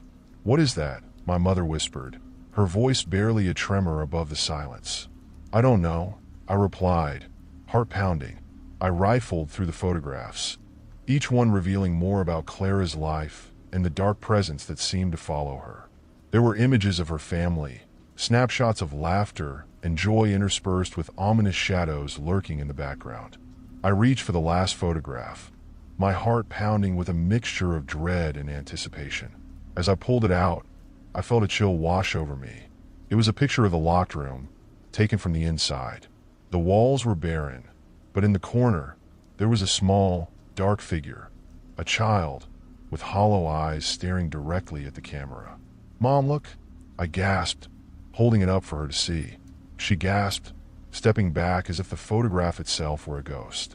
"That can't be," she whispered, fear creeping into her voice. "What does it mean?" I asked, desperately trying to make sense of the implications. "I don't know, but it looks like something trapped, something that needs to be freed." My fingers trembled as I placed the photograph back in the trunk. My thoughts raced. What had Clara and her family encountered? What had they released into the world? "Maybe we can reach out to it," I suggested, my voice laced with hope. "Maybe we can help it find peace." But my mother shook her head, her face pale. "We don't know what that thing is. It could be dangerous." I took a step back, feeling a wave of uncertainty wash over me. "But if we don't try, how will we ever understand? How can we help Clara?" "Sometimes, the past is best left buried," she replied softly, her gaze heavy with memories. But deep down, I felt a surge of determination. Clara's spirit had cried out for help, and now I couldn't turn back. The shadows that had haunted my family for generations deserved to be acknowledged, to be confronted. As I closed the trunk, I looked around the room, my eyes lingering on the dark corners. The air felt charged, as if the very fabric of reality was thin here, and I could almost hear Clara's voice whispering through the walls, urging me to seek the truth. "We need to find out more," I insisted, my heart racing. "We need to understand what happened to Clara and her family." "Then we must tread carefully," my mother said, her voice steady despite the fear in her eyes. "We don't know what lies ahead, but we have to face it together." With that, we stepped out of the locked room and back into the light, the trunk's secrets still heavy on our shoulders. The journey to uncover the truth had only just begun, and I could feel the shadows closing in, eager to share their tales. The atmosphere in the house felt different after our exploration of the locked room. It was as if the air had thickened with the weight of what we had discovered, the secrets of Clara and her family hanging over us like a heavy fog. My heart raced with anticipation and dread as we descended the stairs, the echoes of our footsteps seeming to whisper warnings. "What do we do now?" I asked, glancing at my mother. She seemed lost in thought, her brow furrowed as she replayed our findings in her mind. "We need to dig deeper," she finally replied, her voice firm. "There must be more information about Clara's family and what happened to them. We can't let this go unanswered." Her resolve mirrored my own, and together we decided to visit the local library, the repository of memories and stories that shaped our town. The musty smell of old books and the hushed whispers of research filled the air as we stepped inside, the familiarity of the place offering a sense of comfort. The librarian, an elderly woman with silver hair tied into a tight bun, looked up from behind the front desk as we entered. "Back again, are you?" she asked, her eyes twinkling with curiosity. We're looking for information about the Fletchers, I said, my voice steady despite the tremor of anticipation that coursed through me. Clara and her family. We think there might be some records about them. The librarian's expression shifted, a flicker of recognition crossing her features. Ah, the Fletchers. Such a tragic story. They were good people, but no one ever really talked about what happened. Do you have anything on them? My mother asked, her tone both eager and cautious. Follow me, the librarian replied, leading us to a quiet corner filled with dusty archives. She rummaged through the shelves, pulling out old newspapers and yellow documents, each one a fragment of a past that had faded into obscurity. As we sat at a long wooden table, the librarian laid out the materials before us. My fingers trembled as I picked up a newspaper article from several decades ago, the headline reading, "Mysterious Disappearance. The Fletcher family vanishes without a trace." I read the article aloud, my voice barely above a whisper. On a chilly autumn evening, the Fletcher family was reported missing after neighbors noticed unusual activity at their residence. The family, well-liked and respected in the community, seemed to have simply vanished, leaving behind no trace of their whereabouts. My mother leaned in closer, her brow furrowing as she scanned the rest of the article. It says here that Clara's parents have been seen arguing the day before they disappeared. People speculated that they might have fled town, but no one could confirm it. Fled? I echoed, a knot tightening in my stomach. But why? What were they running from? The librarian chimed in, her voice soft yet filled with authority. There were rumors, dear. Whispers about strange occurrences in that house, things that didn't add up. Some said they heard voices in the walls. Others claimed to have seen shadowy figures lurking around. It was as if the house itself was alive, holding secrets that it refused to share. I felt a chill run down my spine as the weight of those words sank in. Clara and her family had been living with something far darker than I had ever imagined. My mother flipped through more articles, her expression growing grim. Here's another one, she said, her finger tracing the headline. Local police search abandoned home. No clue to the Fletchers' whereabouts. The article described how police had conducted searches of the area surrounding the Fletcher home, but found no evidence to suggest where they had gone. It detailed the growing frustration of the community as weeks turned into months without any leads. They just vanished, I murmured, my mind racing with implications. But what about Clara? What about her spirit? The librarian nodded knowingly. You see, some believe that the Fletchers' disappearance was linked to the locked room in their house. There were tales of it being a portal of sorts, a doorway to something otherworldly. And Clara, being a sensitive child, may have felt it more than anyone else. What do you mean by sensitive? I asked, my curiosity piqued. Children often have a stronger connection to the unseen, the spiritual. They can sense things that adults overlook, she explained. It's possible that Clara discovered something she couldn't comprehend, and it drew her in. I swallowed hard, my heart pounding in my chest. If that's true, then we need to find a way to help her. We can't leave her trapped in that room forever. My mother exchanged a worried glance with the librarian. But what if we're not prepared for what we might unleash? Sometimes, facing the unknown is the only way to find peace, I replied, my voice resolute. We have to believe we can help her. With renewed determination, I delved deeper into the archives, searching for anything that might shed light on the mysteries surrounding Clara and her family. My fingers danced over the yellowed pages, skimming over articles that recounted the tragic tales of families who had suffered from similar fates. As the afternoon wore on, we gathered a collection of articles and records, each one a piece of the puzzle that was slowly coming together. Clara's story was no longer just a ghostly whisper. It was a haunting tale of fear, loss, and the desperate search for answers. Finally, as the sun began to dip below the horizon, casting a golden glow through the library windows, we made our way back to the front desk. The librarian looked up, a knowing smile on her face. You're embarking on a journey that many fear to take. Just remember to honor the spirits of the past. I will, I promised, feeling the weight of responsibility settle on my shoulders. As we stepped out into the cool evening air, I glanced back at the library, the shadows within seeming to pulse with the echoes of forgotten stories. We have to go back to the house, I said, my resolve strengthening. We need to prepare for whatever is waiting for us in that locked room. My mother nodded, her expression a mixture of fear and pride. Let's gather some supplies. We may need more than just courage for this. As we drove home, the fading light painted the sky in hues of orange and purple, a stark contrast to the darkness that lay ahead. I could feel Clara's presence with me, urging me forward, guiding me toward the truth that had eluded us for so long. With every passing moment, the shadows grew closer, and I knew that our journey was far from over. The echoes of the past were calling, and I was ready to listen. The night was heavy with anticipation as we approached our house, the moon hanging low in the sky like a silent guardian. The weight of our discoveries loomed over us, urging us to confront the secrets hidden within the locked room. The headlights of our car cut through the darkness, illuminating the familiar path, but everything felt different now.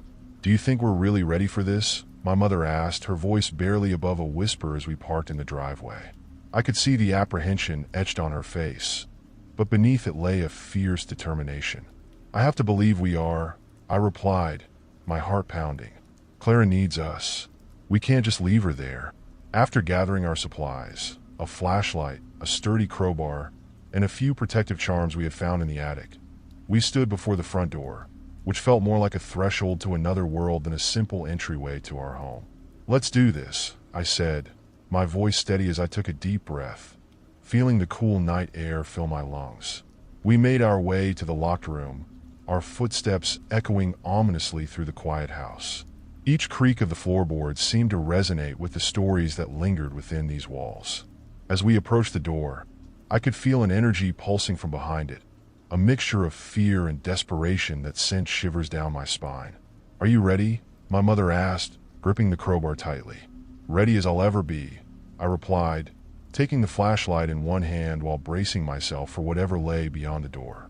With a firm nod, my mother began to work on the lock, the metallic sound resonating through the stillness. Each scrape and thud echoed like a drum, a countdown to the moment when we would finally unveil the secrets of the room. Finally, with a resounding click, the door swung open. A gust of stale air rushed past us, carrying the scent of dust and decay. The dim light from the flashlight cut through the darkness, revealing the interior of the room, a small, claustrophobic space filled with old furniture draped in white sheets. The walls were lined with faded wallpaper, the colors long since dulled by time. I stepped inside, my heart racing as I scanned the room. It was as if time had frozen here, trapping the memories of the past within its confines. In the far corner, an ornate mirror stood, its surface clouded and obscured, reflecting nothing but shadows. "Look," my mother said, pointing to the floor. My breath hitched as I noticed the faint outline of footprints leading away from the mirror and toward the far wall.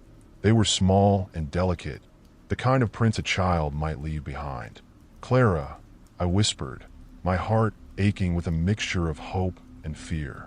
As we followed the footprints, I felt a chill in the air, a prickling sensation creeping up my spine.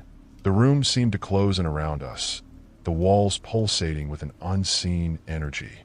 "What do you think happened here?" I asked, my voice trembling. "I don't know," my mother replied, her eyes scanning the room. "But whatever it is, it wants to be found." With renewed determination, I approached the mirror, drawn to its surface as if it were a portal to another realm. I reached out, hesitating for a moment before placing my palm against the cold glass. "Clara, if you can hear us, we're here to help you," I said, my voice steady despite the fear swirling within me. As if in response, the temperature in the room dropped even further, and a faint whisper echoed through the air. "Help me." My heart raced as I stepped back, glancing at my mother. "Did you hear that?" She nodded, her eyes wide with shock. It sounded like Clara. "Clara, we're here," I called out, desperation creeping into my voice. "We want to help you. Please, tell us what you need." The mirror's surface began to ripple, and I felt a surge of energy course through me, as if the very fabric of reality was shifting. A vision materialized within the glass, a fleeting glimpse of a young girl with curly hair and bright, haunting eyes. Clara's face appeared, etched with sadness, as she reached out toward us, her lips moving but no sound escaping. "Clara," I cried, my heart aching at the sight. "What happened to you?" The vision flickered, and for a moment, I felt a rush of emotions: fear, pain, longing. Clara's eyes bore into mine, filled with a desperate plea that transcended words. "Find the key," she whispered, her voice barely audible, as if it were carried on the wind. "Find a key," I repeated, feeling the weight of her words sink in. "What key? Where is it?" Before I could grasp the full meaning of her message, the vision vanished, leaving only the dim reflection of my own face in the mirror. I stumbled back, the air thick with tension. "What just happened?" my mother asked, her voice shaky. "I think she's trying to tell us something," I replied, my mind racing. "But we need to find the key, whatever it is." The urgency of our mission surged within me, and I scanned the room for any clues. "There must be something here," I said, turning over furniture and peering into corners. As I rummaged through the contents of an old trunk in the corner, my fingers brushed against something cold and metallic. I pulled out an ornate key, its design intricate and beautiful, as if it were made for something special. "I found something," I exclaimed, holding it up triumphantly. "This must be the key Clara mentioned." My mother's eyes widened in surprise. "But to what? Do you think it's for the mirror?" "I don't know," I admitted, my heart racing. "But we need to find out." With the key in hand, I approached the mirror again, my pulse quickening. "Clara, if this is for you, let us help you," I called, my voice echoing in the small room. Slowly, I inserted the key into a small, hidden lock at the base of the mirror frame. As I turned it, a soft click resonated through the air, and the mirror shimmered with a strange light. "Stay close," I whispered to my mother, and with a deep breath, I pushed the mirror forward. The glass swung open like a door, revealing a hidden compartment behind it. Inside, I found a dusty journal, its pages yellowed with age. "Look," I said, pulling it out carefully. "What does it say?" my mother asked, peering over my shoulder as I opened the journal. The handwriting was elegant yet frantic, filled with Clara's thoughts and fears. "This is her journal," I breathed, scanning the pages. As I read, a chilling tale unfolded, one of a child's innocence shattered by dark forces lurking within the walls of her home. Clara had written about her fear of the shadows that danced in the corners of her room, the voices that whispered her name, and the secrets her parents kept from her. "They knew something was wrong," I murmured, my heart heavy with sorrow. "But they couldn't protect her." Suddenly, I heard a loud crash from outside the room, breaking the heavy silence that enveloped us. "What was that?" my mother exclaimed, her eyes wide with alarm. "Stay here," I ordered, gripping the flashlight tightly as I stepped toward the door. But before I could reach it, the room shook violently, and the walls seemed to shudder. The mirror's surface rippled again, and Clara's image appeared, clearer this time, her eyes filled with desperation. "Help me," she cried, her voice echoing through the room. "Clara," I shouted, my heart racing. "We're trying. We're here." But the vision faded, leaving only darkness and the sound of something sinister approaching. "We have to go," my mother urged, her voice laced with panic. I turned to leave, clutching the journal tightly, but as I did, the room began to darken, the shadows closing in around us. "Run," I yelled, grabbing my mother's hand as we bolted for the door. Just as we reached the entrance, a deafening crash shook the house, and the lights flickered ominously. I could feel the weight of the darkness pressing against us, as if trying to drag us back into the depths of despair. We stumbled into the hallway, our hearts racing, but as we turned to flee down the stairs, I caught one last glimpse of the mirror. The reflection showed Clara, her expression one of urgency, as she pointed to something unseen behind her. "Clara, wait," I screamed, desperate to understand. But the image vanished, leaving us alone in the dimly lit corridor. The shadows closed in behind us, and we dashed down the stairs, our breaths coming in ragged gasps. "What was that?" my mother asked, fear etched on her face as we reached the front door. "I don't know," I replied, my voice trembling. "But we have to leave this house. We need to figure out what Clara is trying to tell us." As we stepped outside into the cool night air, the oppressive weight of the house seemed to lift slightly, but the echoes of Clara's cries still reverberated in my mind. "We can't abandon her," I said, determination fueling my resolve. "We have to find a way to help her." My mother nodded, her fear giving way to a fierce determination. "We will. We just need to understand what happened here." As we stood on the porch, the moon casting a pale light over the landscape, I knew that our journey was far from over. The truth was waiting for us, hidden beneath layers of darkness, and I was determined to uncover it, no matter the cost. The cool night air wrapped around us like a shroud as we stepped away from the house, the shadows of the past lingering in our minds. The journal, still clutched tightly in my hand, felt like a beacon guiding us toward the truth. I turned to my mother, her eyes reflecting a mixture of fear and determination. "We need to find out who Clara really is and what happened to her," I said, my voice steady. "There must be more to her story." My mother nodded, her resolve strengthening. "We have the journal. Let's head to the library and see if we can find any information about the family who lived here before us. Maybe it'll shed light on Clara's situation."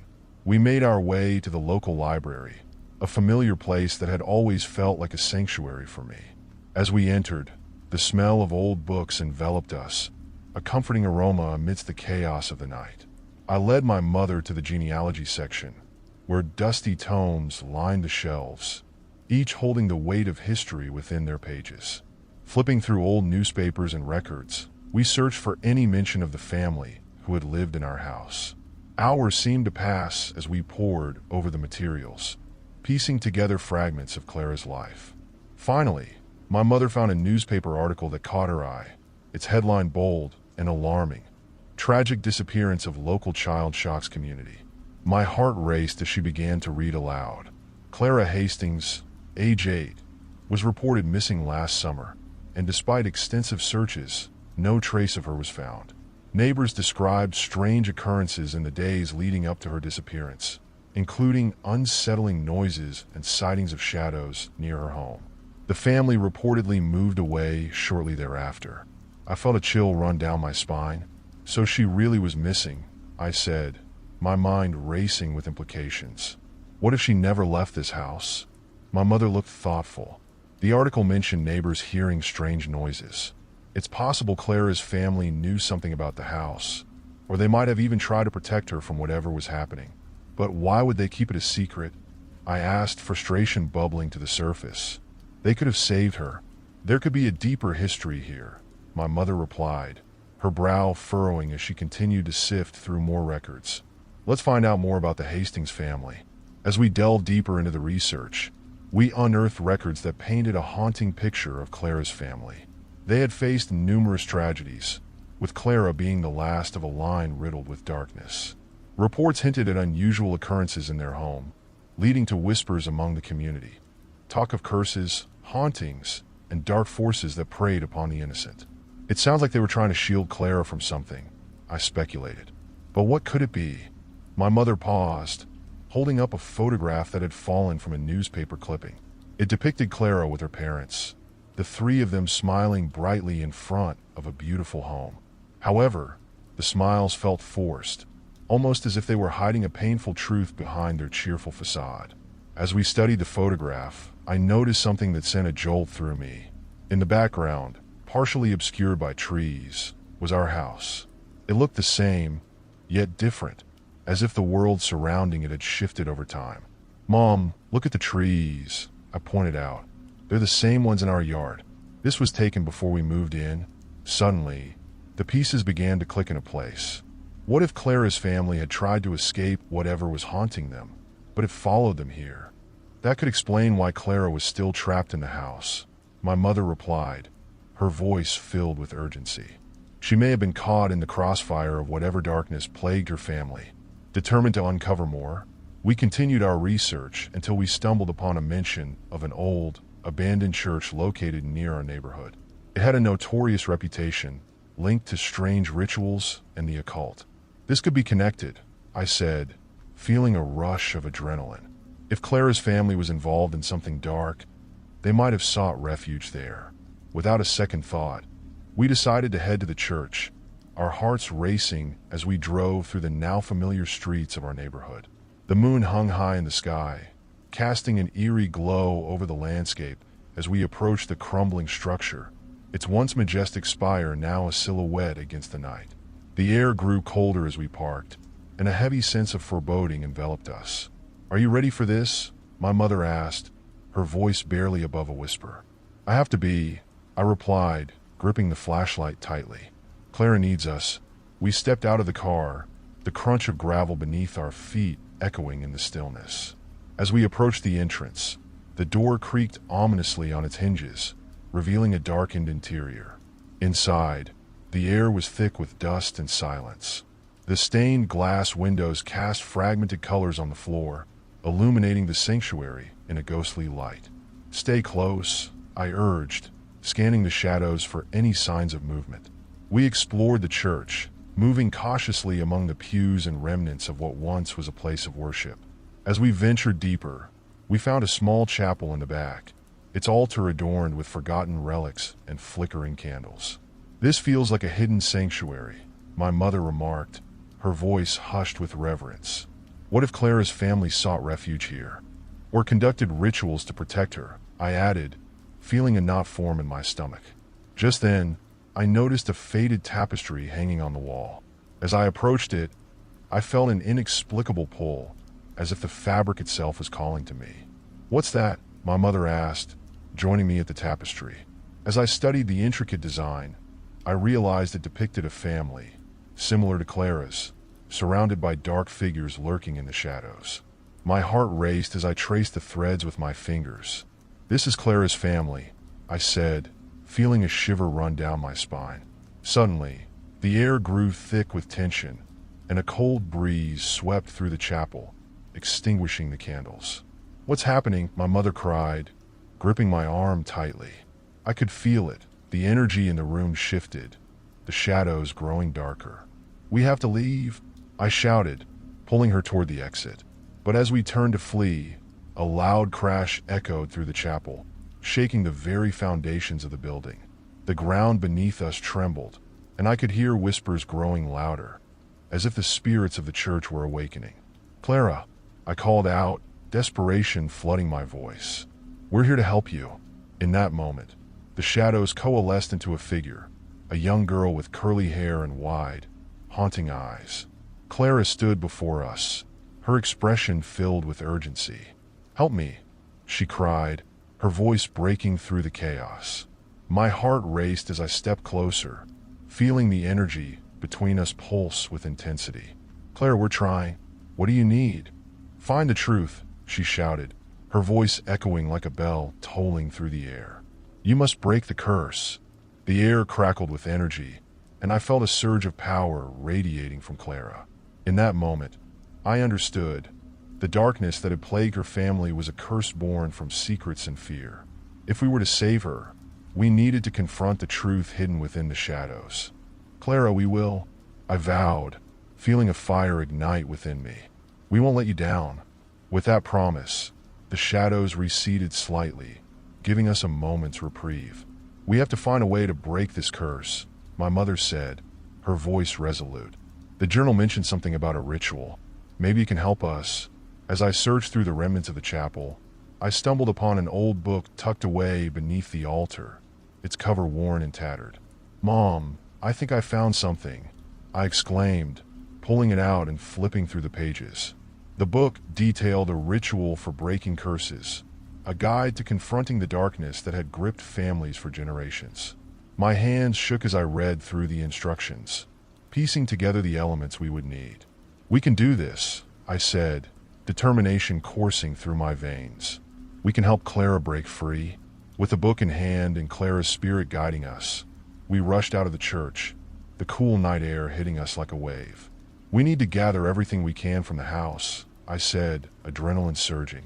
"The mirror, the journal, and whatever else we find that can help us complete the ritual." As we drove back home, the weight of the night hung heavy in the air, but the flicker of hope ignited within me was unquenchable. Clara's cries echoed in my mind, urging us forward, urging us to confront the darkness that had kept her trapped for so long. Upon arriving, I grabbed the journal and the ornate key. We raced back to the locked room, my heart pounding with anticipation and dread. The air was thick with a sense of urgency as we prepared to perform the ritual. "Are you ready?" I asked my mother, her eyes reflecting the determination that fueled us both. "Yes," she replied firmly, taking a deep breath.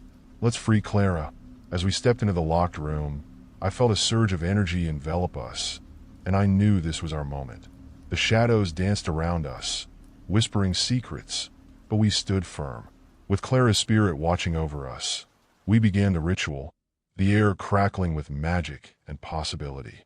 The clock struck midnight, and the room transformed. The walls shimmered with light, illuminating the darkness that had once consumed it. "Clara, we're here for you," I shouted, the energy building around us. With every word of the incantation, I could feel Clara's presence grow stronger, her energy intertwining with ours. The shadows shrieked, a cacophony of rage, but we pressed on, determined to break the chains binding her. As we reached the final words of the ritual, a blinding light enveloped the room, and Clara appeared before us, her face radiant and free of the anguish that had once haunted her. "Thank you," she cried, her voice filled with joy. "You've freed me." The shadows writhed in fury, but as Clara stepped into the light, they began to dissipate, their hold on her finally broken. In that moment, I felt a profound sense of peace wash over me. The room transformed, the darkness lifting, replaced by warmth and light. "I'll always be with you," Clara whispered, her spirit glowing like a star before fading away, leaving behind a lingering sense of hope and love. My mother and I stood in awe, our hearts racing with the exhilaration of what we had accomplished. "We did it," I breathed, overwhelmed with emotion. "Yes, we did," my mother replied, tears of joy filling her eyes.